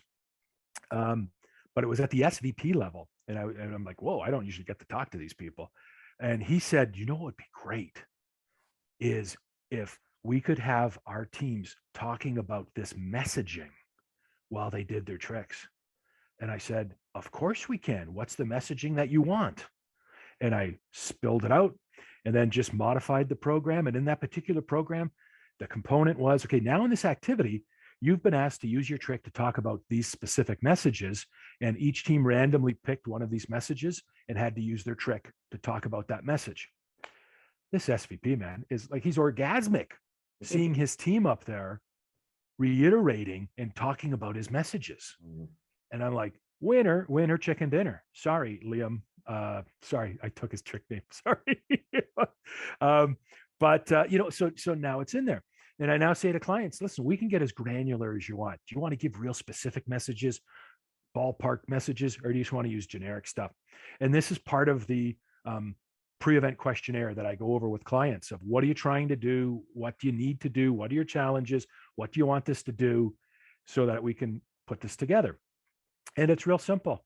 I have a friend who's a hypnotist, two friends actually. And do you know what I learned? Because this first guy's named Mike Mandel, Canada's best hypnotist. This guy he wrote the book. He's so good. But what I learned from him is because I would get hired to do the walk around when he did the after dinner show. So I'd stay and I'd watch his show. And what I learned was the power of a hip show is because it's their people up on stage doing the crazy things. They're laughing so hard because that's Bob from accounting being a chicken. And I said, there's no magic I'm going to do that's going to be better than Bob being a chicken. I can get close and yeah, we can do it. But so my workshop ends, the whole thing is we do the magic show at the end where each team gets up and performs their trick. And this is like the hip show thing. This is, everybody loves to see their buddies. Everybody's up there. Oh, hey man, Bob, you did that so well. Bob, how did you do that? and I just have been refining and refining. And, honestly, I've got a virtual one. Is it good? Yeah. Is it as good as the live? No. But I tried the best I could. But to go virtual, I had to redesign everything. Because now what tricks do you do virtually? Well, I'm not mailing stuff. So I had to do tricks that could be downloaded. And, so the props were all different. The tricks were different. You've got people, they're not in a cluster. They're not in a cohort. They're in, say you've got a team of 6 people. Well, they're in 6 different houses. So only one person can do the trick. So now it's harder for them they can collaborate to learn. But when it comes time to do the magic show, and at that time, Zoom could only put one person on, so now they've changed it. You could have more people on. So, I mean, there were some real challenges to it. I'm pleased with it. And I continue to work on it. But I am just wetting my pants with excitement to go back to live because the power of it. Yeah. And the other thing is, you spent a long time talking about business. And you've spent a long time talking about treating your magic like a business if you're a full-time magician. One thing that shows me with your introduction of your team building packages is something that more magicians should be aware of, which is creating multiple income streams. So if you're relying on just your magic income, that's one thing. But if you've got, let's take you as an example. You've got you've got stand-up shows. If you wanted to, you could do trade shows. You've got your team building. You've got the products that you've put out over the years. And a lecture, if you wanted to go and lecture, you could go and lecture. So you've got all these different aspects that are bringing in multiple income streams. You're not relying on just one thing. And that's the big take home from you setting up this team building company. It's an example of, diversifying. Yeah. And do you know what? See, I would see this because when I went to the Fector convention, I was there at least till 2013. And what I saw was when I talked to these guys, they were usually in business. In my country, they say the United States is 5 to 10 years ahead of Canada in terms of business implementation and trends and cycles. It happens there and it filters back up across the border to my country. So I would go down and I'd see these guys and I'd talk to them, and that's where I realized, oh man, I've got to get into customized presentations and that's where the training and kind of the team building went. And I said, now it becomes a point of diversification, of getting another potential revenue stream. And the other thing that's really interesting I do not want to say this in a disrespectful way, but I think there's a thing called the magic ghetto, and the magic ghetto is the race to the bottom to lower fee, where everything is, how do we compete? We lower the fee instead of figuring out how to add value and other ways. I mean, I obviously there's times when, you're not going to get $8,000 for the show because they only got an $800 budget, and then you've got to make a decision. Do you take the gig or not? But part of what it is, and this was when I went to trade show, I realized that I got out of the social committee budget for the Christmas show into the marketing budget. And I'm going to tell you a secret. Marketing budget's got a shitload more money than the Christmas budget. Because here's the difference. In the marketing training verticals, what you are providing is a tool, is a service that helps them. In the entertainment budget, what you're providing is a service, is a product. Guess what? What do you do when you go to buy a product? Well, you try and get it for the lowest price. But when you're a tool, you go to a marketer and you say, I'm going to go to your trade show and I'm going to help you do this, this, and this. Yeah, they've got a budget, but what they're looking at is, what is the value of that tool? Totally different. Oh man, we've got to do team building. Well, now you're talking team building. That's a different budget than the holiday budget or the summer picnic budget. And there's a lot more latitude, which means fees are different, fees are higher. And the other thing is, I don't want to get too really into this, but I can tell you that the treatment and the level of respect and you're treated a lot better, basically, when you get out of the magic side of things. That's been an experience. So I saw this happening in the States. The other thing is that and I'm going to be real honest about this. As I get older, I think magicians have a shelf life. And if you're, I'm 57, so I'm getting up there, and I don't know. I'm already seeing. I'm what they call old, pale, and stale. So I get it, you know. But everything that makes me unattractive as your after dinner entertainer makes me attractive as a trainer. Oh, you've got 25 years of business experience, 25 years of life experience. You've got 25 years of doing this. Gray hair is an asset to a trainer. It can be a liability to an entertainer because they're just seeing things completely different. So when I started, thinking of diversification and longevity, I said, I want to get into speaking, training, although I do little speaking. The training side is, I just listen. There's no reason I can't be doing this at 65. The boomers or the boomers will all be gone, but maybe the millennials don't want a 65-year-old trainer, or maybe it'll be hip again that they'll want some retro 65-year-old guy to come them in and tell them how business used to be done. I don't know, but I'm just saying, and that was also, and I think as if guys take a look at their business, and I mean guys as all performers, male, female, just what is it in revenue stream can be important, because and this is where the pandemic was so brutal, was that it hit all areas of the economy. Usually you get a slowdown in one area, while the other areas you can pick it up. But with the pandemic, it kind of did everything. But the guy that manages your portfolio is always going to tell you to diversify to mitigate risk. Well, as areas of revenue, if you have different streams of revenue, you can mitigate the risk of one not producing.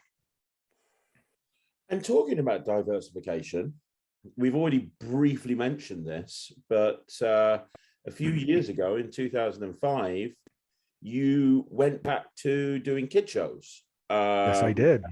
Now, I've got two questions about this. The first question is, why?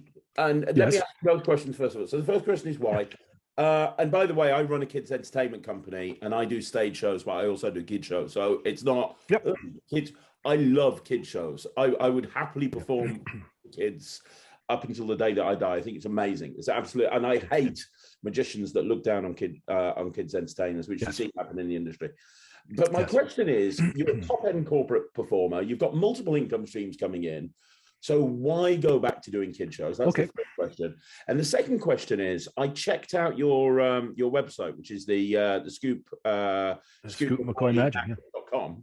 And one thing that I noticed, very smart, two things. One, you've kept, from a branding point of view, it completely separate to Anthony Lindan, the corporate person, to the point that you can't even recognize yourself on the promo photos. It doesn't even look like you.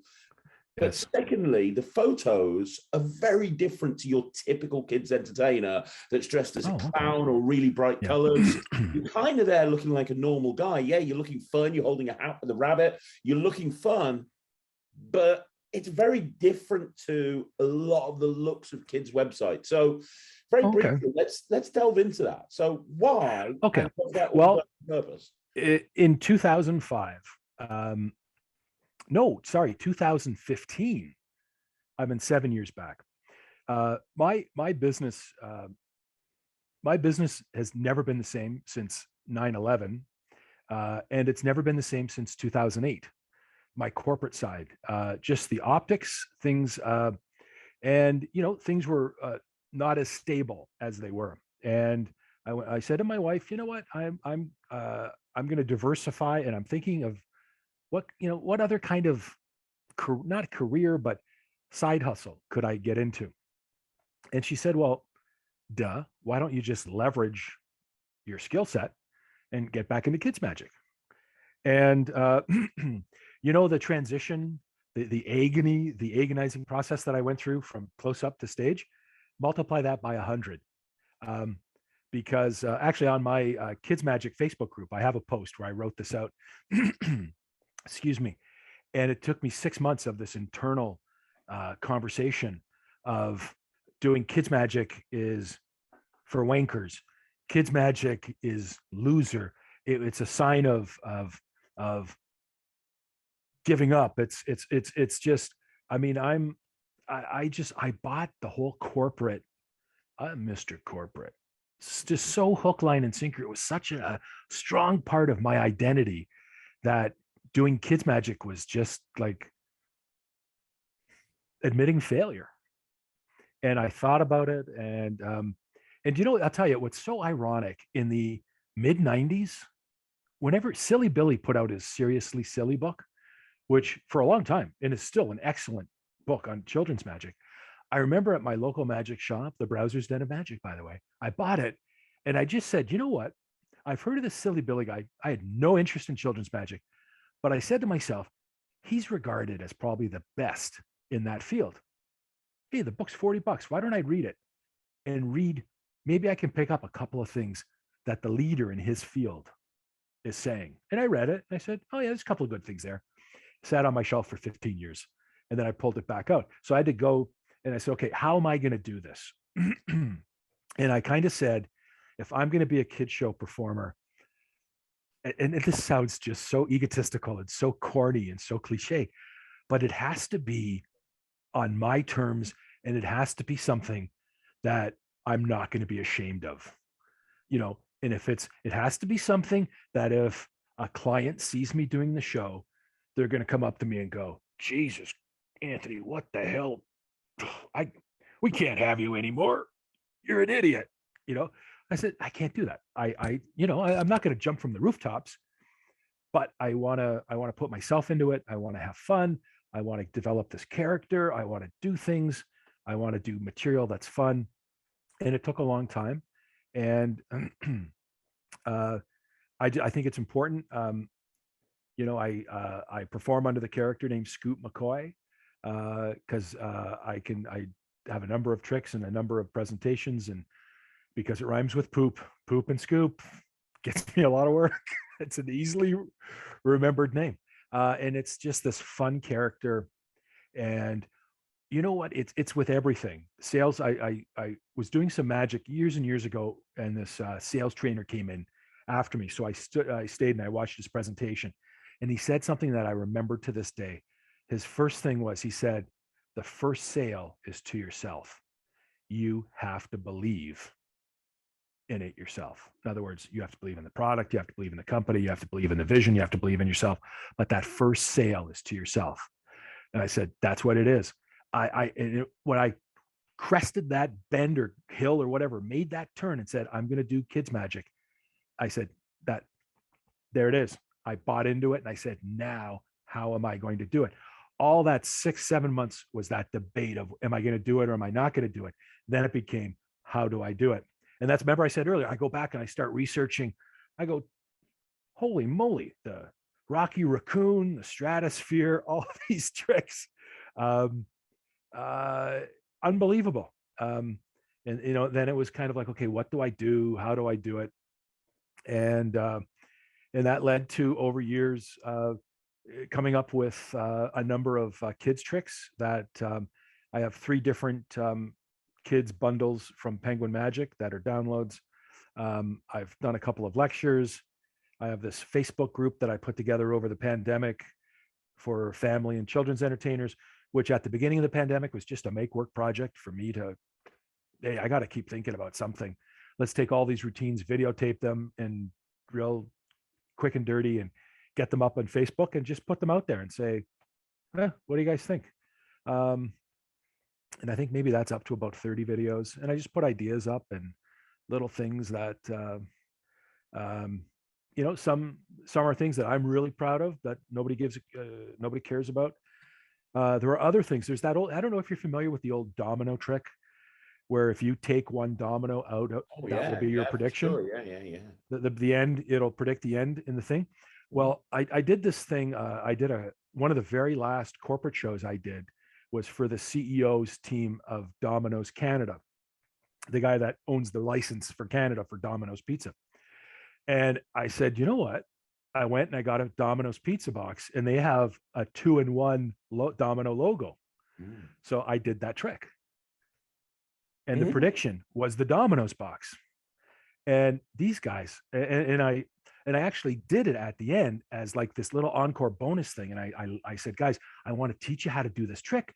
You're with Domino's. You should be able to do this, like at another meeting or to impress a client or something. Go to the dollar store, get a pack of Domino's, take out a 2-in-1, do this, this, and this, show them your box. And they were just like, ah. Well, I put that in, I don't know, 3 or 4 months ago. And I just couldn't believe the response that it got. I'm just thinking it was like a throwaway. It's a cool idea. And people put in, oh, here's how you can build your own pizza boxes and stuff. But, it's just something so organic that you could use an actual pizza box and like little stuff like that. And I've got, in my opinion, the world's best tricky bottle presentation. And a couple of people have told me that, a couple of heavyweights. But you know what? Again, it's the same thing as the stand-up. I wanted to come up with material that I just like doing. And where it goes, I don't know. I mean, if somebody, if I'd be happy to lecture, but I have to take a look at maximizing revenue potential and taking time out to, make $300 a night on a lecture and maybe selling a couple $100 when you could, get paying gigs. It's just all that stuff. But the thing that I think is what I have found in the height of my corporate, two of the things that I'm most proud of was when I was able to buy my Armani suit and my Hugo Boss tuxedo. And I was the guy that was always in the tie. That was me, man. That was it. That was my uniform. And what I liked about the kids, and now I refuse to wear a tie. Part of that was weight gain, and I've lost some weight. It was hard to get a tie around my neck. But anyways, that was now I just I don't own a tuxedo. If clients say, "Oh, is it a black tie?" I say, "I'm sorry, I'm sorry, I don't own a tuxedo. Is that going to be an issue?" And I perform business casual, so I hope that's not going to be a problem.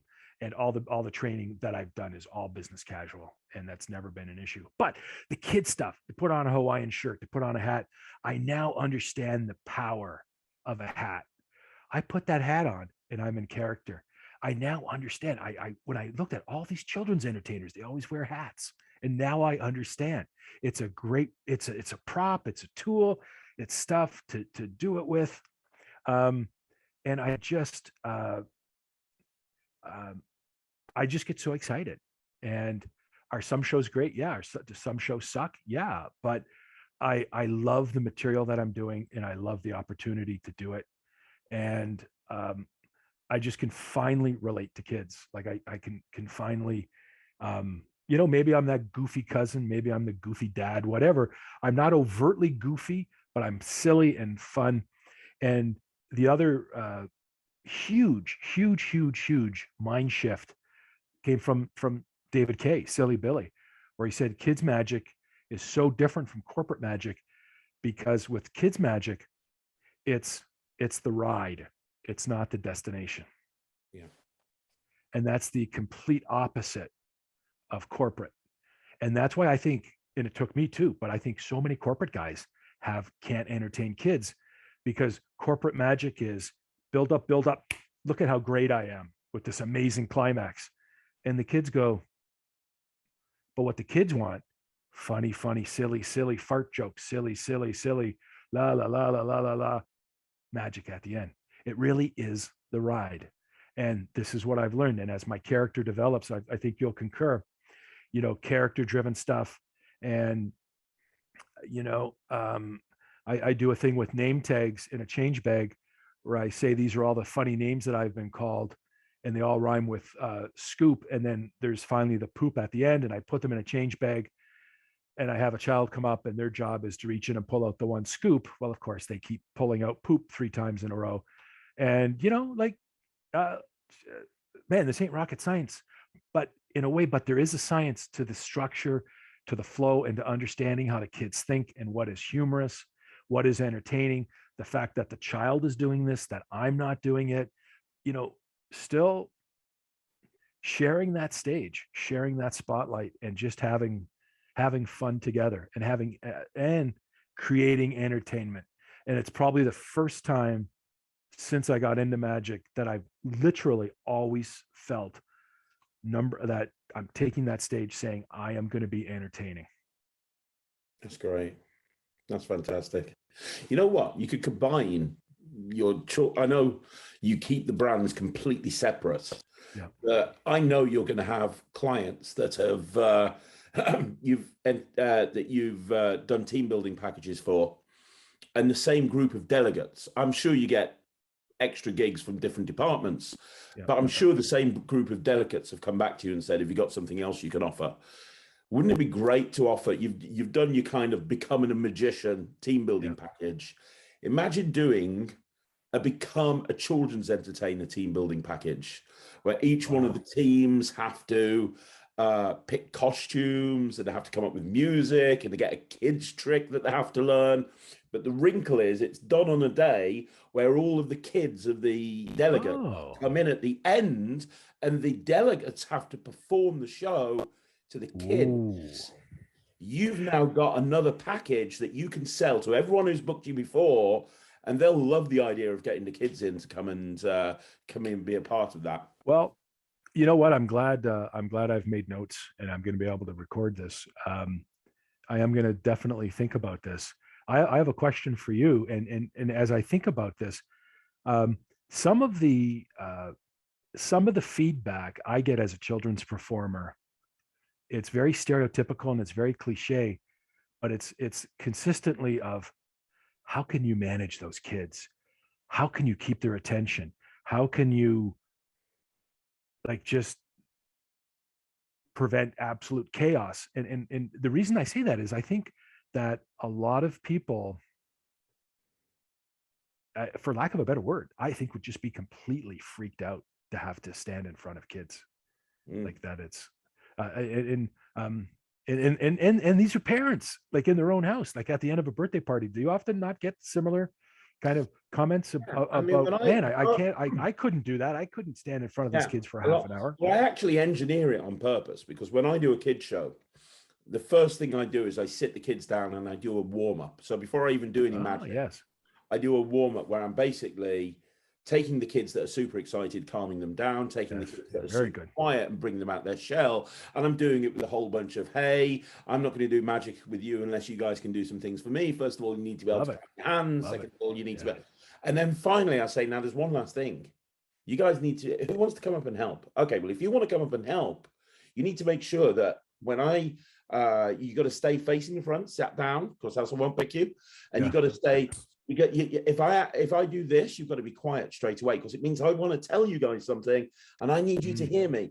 Who thinks they can be really noisy, but they can be really quiet when I do that? You can? Okay, let's try it. Really noisy. And I've got 30 kids in this room screaming, and then I just do this. And when I do, they're silent immediately. And I just look around and I'm looking at the adults there going like this. And I'm like, that's real magic. That's what I do. Yeah. And I do that on purpose at the beginning of every show. Yeah. I turn around to the client and all of the people there, and I go, this establishes my credibility. I can take every single one of the children in this room, and I can silence them with one gesture. I'm the right job. So that's very that's what I do. Very good strategy. Hey, let me ask you another question. And I told you I kind of wrote this little essay about the challenges and the joys of children's magic. And one of my conclusions, and I really believe this, and I'm interested in your opinion, I would tell anybody I am a better performer, all around performer, whether it's corporate, whether it's stand up, whether it's team building, because of this experience with children. Would you concur? You're a better illusionist. You're a better everything because of 100%. I think that. I was speaking to Matt Johnson about this earlier on this evening, actually, with an interview with him. Absolutely 100%. I think that everybody should at some point learn how to do kids magic for two reasons. The first reason is I've seen close-up magicians get booked for family events or weddings, and they've turned up and their strategy for dealing with the kids is to ignore them. And that's not what the client wants. If the client's booking you for a wedding, they want you to entertain the adults for sure, but they want you to entertain the kids as well. You should have the ability to go up to the table where the kids are and entertain them in a different way that you're entertaining the adults, but still have them. Absolutely. And ignoring that table, I think, is doing a disservice to the person who booked you. Oh, absolutely. The second reason is because pretty much every single trick that I've ever put into my stand-up show or my illusion show that I wanted to work in, I've worked it in a kid's show. Yeah, I've adapted the presentation to work for kids. Yeah. I've done the suit jacket in a kid's show. I worked the suit jacket escape in a kid's show. And when I got it down, I love it. And I had little step ladders for the kids to stand on. So the kids, 8-year-olds, 7-year-olds, 8-year-olds, they stood up on these little step ladders, holding these, holding this curtain up. I worked it in a kid's show. When I got it, when I got the timing right, when I got the technique right, when I got the structure right, then it went into my stand-up show.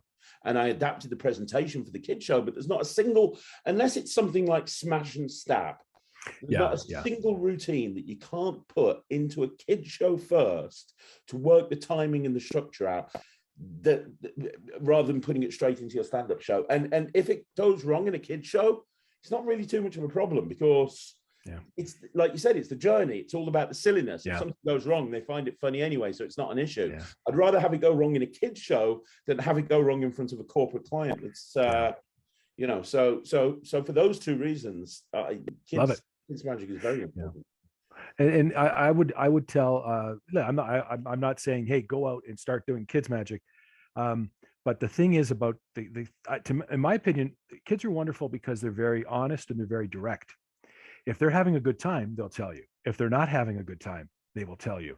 And that kind of instantaneous feedback is, I think, just invaluable as a performer. And it's helped me develop these routines, because it's literally, okay, I lost them at 57 seconds. What am I doing wrong? Oh, okay. Like, I mean, you're going to the moon, and then and they'll just change, and they will tell you so much, because they just want to have fun. And if you can have fun, you can have a great show. And I also think that the best kids entertainers are people that perform for adults as well. Because when I do a kid show, and I'm not saying that kids entertainers that just do kid shows aren't very good, but when I do a kid show, I think of it as a family show. My challenge is the adults that are at the back of the room. Yes. They're not going to be talking in my show. Of course, they think they're going to be talking. And within 15 seconds, they realize that they're actually going to be a part of the show, and they're going to enjoy it just as much as the kids. Yeah. And ultimately, it's the adults that are that are at the back of the room that are ultimately going to decide whether to book me or not. And if I entertain them as well as their kids, they're going to book me. Whilst if I'm a kids entertainer that's just focusing on the kids, and I hear so many kids entertainers go, oh, I had a nightmare show because the adults were all chatting at the back and I couldn't hear the kids couldn't hear me. Well, that's because you need to involve the adults.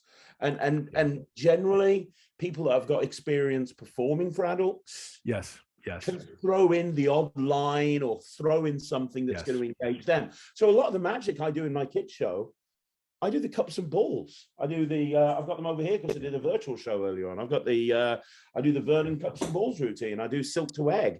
I do egg bag. I do fiber optics, Richard Sanders fiber optics. I do ring and rope. I do Rubik's Cube manipulation. I do billiard ball manipulation. I do stuff that's going to impress the adults as well as the kids, because then, you know, I'm making it so it's enjoyable for everybody, and that's why they're going to come back and book me again. So, and you know what? That's a really interesting point. And I don't know in the UK, but here in America, North America, there is a distinction between a kid show and a family show, and the family show requires much more to have the parents involved and entertained much more.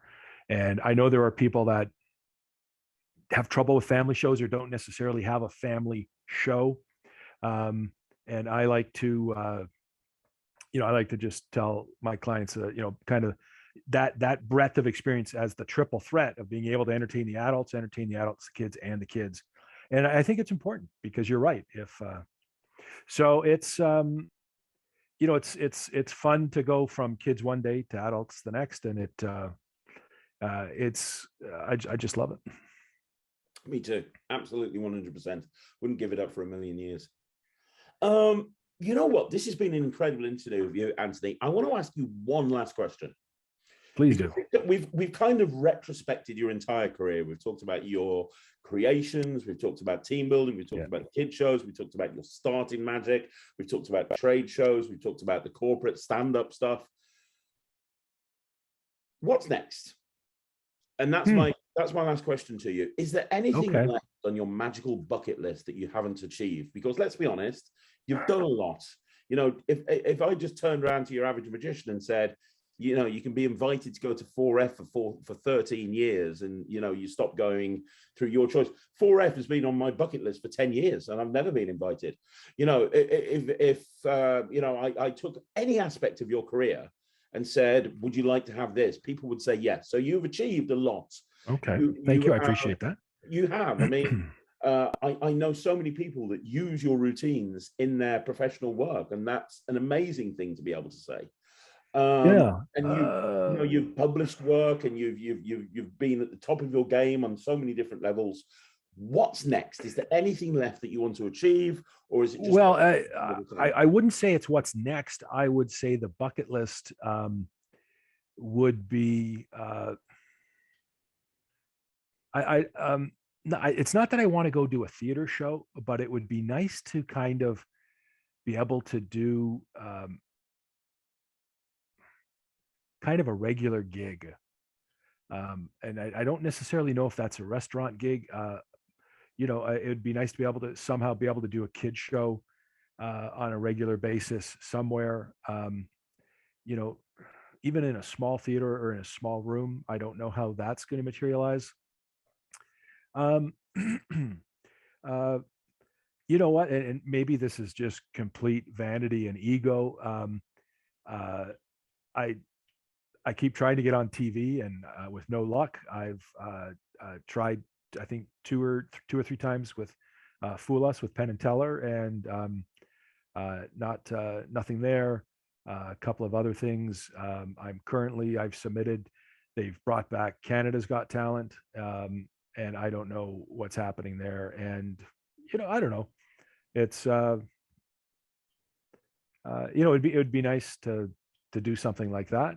I was thinking about this.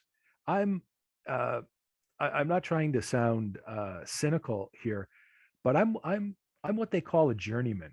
Like I'm you know, the stock answer is a plumber. You're in the trenches. You know, you just work. You go out and you just keep working and working, and you know, I'm not a convention A-lister and all that stuff. I'm a journeyman, and there's nothing wrong with that. I would for sports people. Of course, I have to use a hockey reference, being Canadian. The way they structure a hockey team is you have your top players on a first line, then you have a second line, a third line, and your fourth line. Well, the people on the fourth line get paid a lot less money than the stars on the first line. And I would say during different parts of my career, I've been a second liner, I've been a third liner and a fourth liner, and I'm kind of waffling between third and fourth line. And you know what? That's okay. You can have a good career, and those fourth liners still can make a lot of money and still have a lot of work and satisfaction. So I'm not. I realized a long time ago I'm not going to be another David Blaine or Darren Brown or that, and said, okay, I'm okay with that. I want to just keep working at what keeps me happy. You know, I can't. You know, as we all, I think if we fall into that trap about constantly comparing ourselves to other entertainers. Now, I don't know when this is going to air, but just yesterday I read a post from former IBM president Joe Turner, who talked about the imposter syndrome, and just still, after all the years he's been in it, this notion of, constantly feeling inadequate about comparing yourself to what other people say they're doing on social media and all these other gigs and all this other exciting things, and still saying, geez, am I that good? Is it, maybe it's just not happening anymore, or maybe I'm losing it, or all these different things. And it's still, you know what, maybe the big guys feel that way too. I don't know. You know, but it's just always kind of there. And the only comfort that I can take is that the only person I have to look in the mirror to is me. And if I can look myself in the mirror and say, I tried, I'm trying, I'm doing, I'm striving to do the best work that I can, then I'm, you know, I sleep at night, and sleeping is good. That's very true. Sleeping is Sleeping, absolutely. sleeping is not overrated. This is very true. And This is very true. Well, I've got to say that this has been an incredible interview. And like I said at the beginning, I'm going to bring it full circle. Even if you did nothing else in your career but release the Suit Jacket Escape, I owe you my career. And genuinely, I mean well, that, thank you. because that changed everything for me when I got the suit. Genuinely changed everything for me. And it helped me find my character, and it helped me in so many different ways. So thank you so much, Anthony. And this has been a really great interview, and I hope people really listen to everything that you've said, because you've also given some fantastic advice. Let's flash up down at the bottom a couple of social media links so people can connect with you. First of all, you mentioned this Facebook group. What would they search for to find that? What would the It's the Scoop McCoy's Kids Magic video series. Perfect. Scoop it for you. I'll put it at the bottom. Tell you what, let me make sure I've got my own. Excuse me. Okay, it's the Scoop McCoy's Kids Magic video series Facebook group. Perfect. And you know, you just asked to join, and you know, we're just trying to have a discussion. If you know, I've had people that are not real kids performers, but there's some, you know, just because it's a kids trick doesn't mean there's not a kernel there. And it's really just to stimulate thought and share ideas. And I've just said to people, hey, I'm posting it. You know, it's, you know, don't steal it, but take it, make it your own. And if you can use it, and, you know, there's a guy in Australia who's told me that he's using a bunch of stuff. And it's like when you say the suit jacket, it's just, you know, I didn't create suit jacket to release it, but knowing that it has helped you, it's like, man, it's just such an incredible icing on the cake. And it's just so exciting to hear that. And you know, I mean, I love it and will always love it, and I'm partial to it, and I think it's a great trick, and I'm not going to argue with you on that. No, please don't, because it's amazing. It's absolutely amazing. It really is.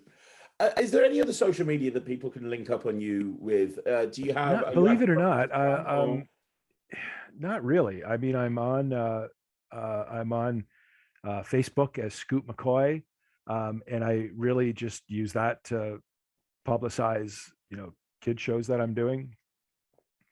I'm on Facebook as Anthony Lindan, and you know, I'm not doing a lot of magic anything on that. I just keep track of things. Amazing.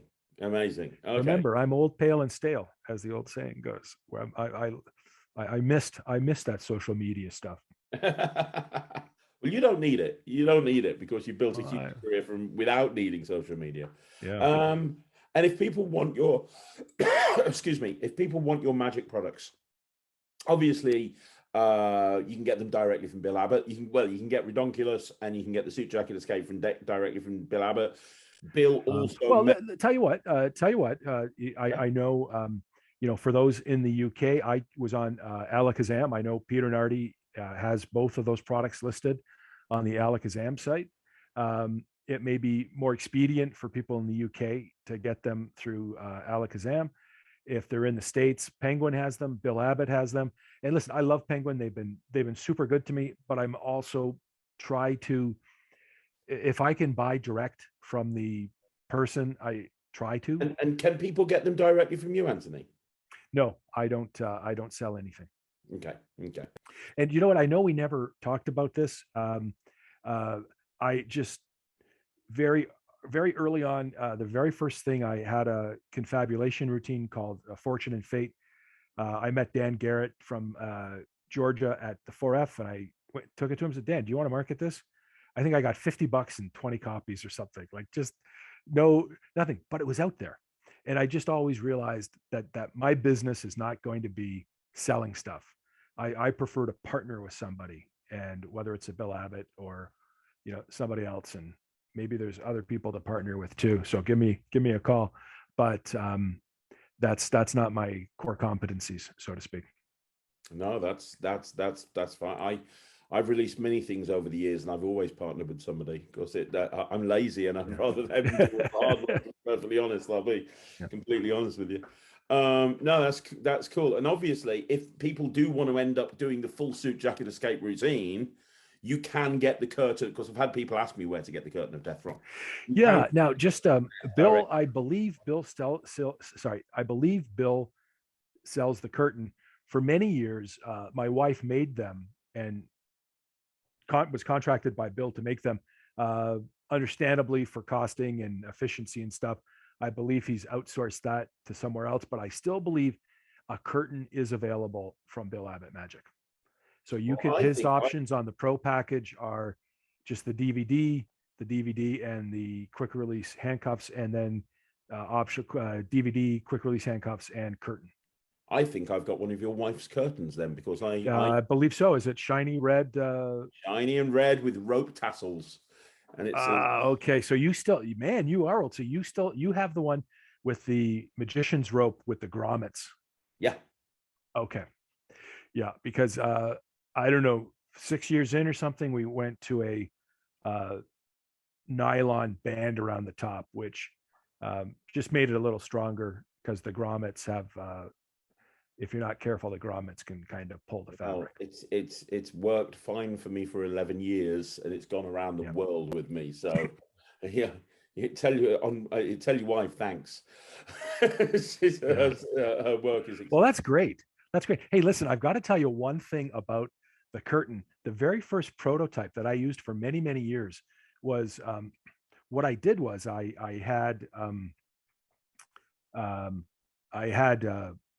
went to the hardware store and I got those broom handles that unscrew. So they're like doweling that screw in. And what I did was I had on if this is the curtain, the narrow sides, I had a rod on each one. Okay. So they were supported. And what that meant is I could do this really cool gag where my hands would come up and I would hold the doweling, and I'd have the people let go, each guy on each end let go of the curtains, and I'd say, guys, you can't wobble like this. And because of the doweling, I could support the curtain. Oh, wow. Okay. But when Bill and we talked about that for shipping and whatever, we decided not to put the rod inside the two. So I haven't really, I'm telling you now, but I used to love that part, because it was a real, whoa, wait a minute. It was a real out in left field component to that. That's very cool. That's very cool. So there you go. Well, there you go. Anybody watching this, you can get yourself some doweling and do that. That's cool. Yes, you can. Well, Anthony, one more time, thank you so much. I really, really appreciate it. I know that at time of filming, things are still a little bit rough over there in Canada, and we're not fully out the pandemic yet, but I know that at some point you will be, as will the whole world. And I know that you will bounce back, because that's kind of what you do. And you're one of the good guys. And I really appreciate you being on the channel. I really do. Nice. Can you see that? Yes, I can. It says Anthony Lindan, International Man of Intrigue and Danger.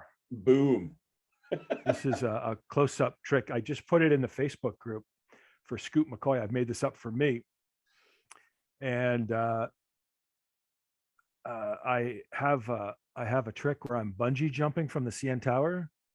They select the card, And then after a whole bunch, the card appears in the photograph. Oh, that's great. And just the subtlety of displaying it like this, there's no switch because you just hide it. This is all expensive. Anyways, I just I'm so excited to be able to wear a name badge that says International Man of Intrigue and Danger. So I had that on earlier, but it was shining too much, so I had to take that off. So there we go. That is very cool. I as soon as we've come off this interview, I'm gonna join that group. I want to watch these videos. Well, listen, I hope that my administrator will let you in, but no. We hope so as well. Thank you for having me. Listen, this is, I'll tell you, when I follow you on Facebook, the hours, the amount of content that you are posting is just unbelievable. And you know, I know it's your brand. I'm hoping it's getting you what you need from a business point of view, because you know, I know from being in radio and television, I know it looks like people sit back and they, oh, Craig just sits in his living room and asks questions. Well, it's a little more complicated than that. It's a lot of energy doing what you're doing, and I really appreciate what you're doing. You do it very well. So thank you. Well, thank you so much. And I want everybody who's watching this to leave a comment down below. Yes. And Anthony will see it because this will all be posted all over social media. And yeah, join his Facebook group. Buy everything he's ever brought out because he's exceptional. And Anthony, one more time, thank you so much. Thank you. Guys, see you next week.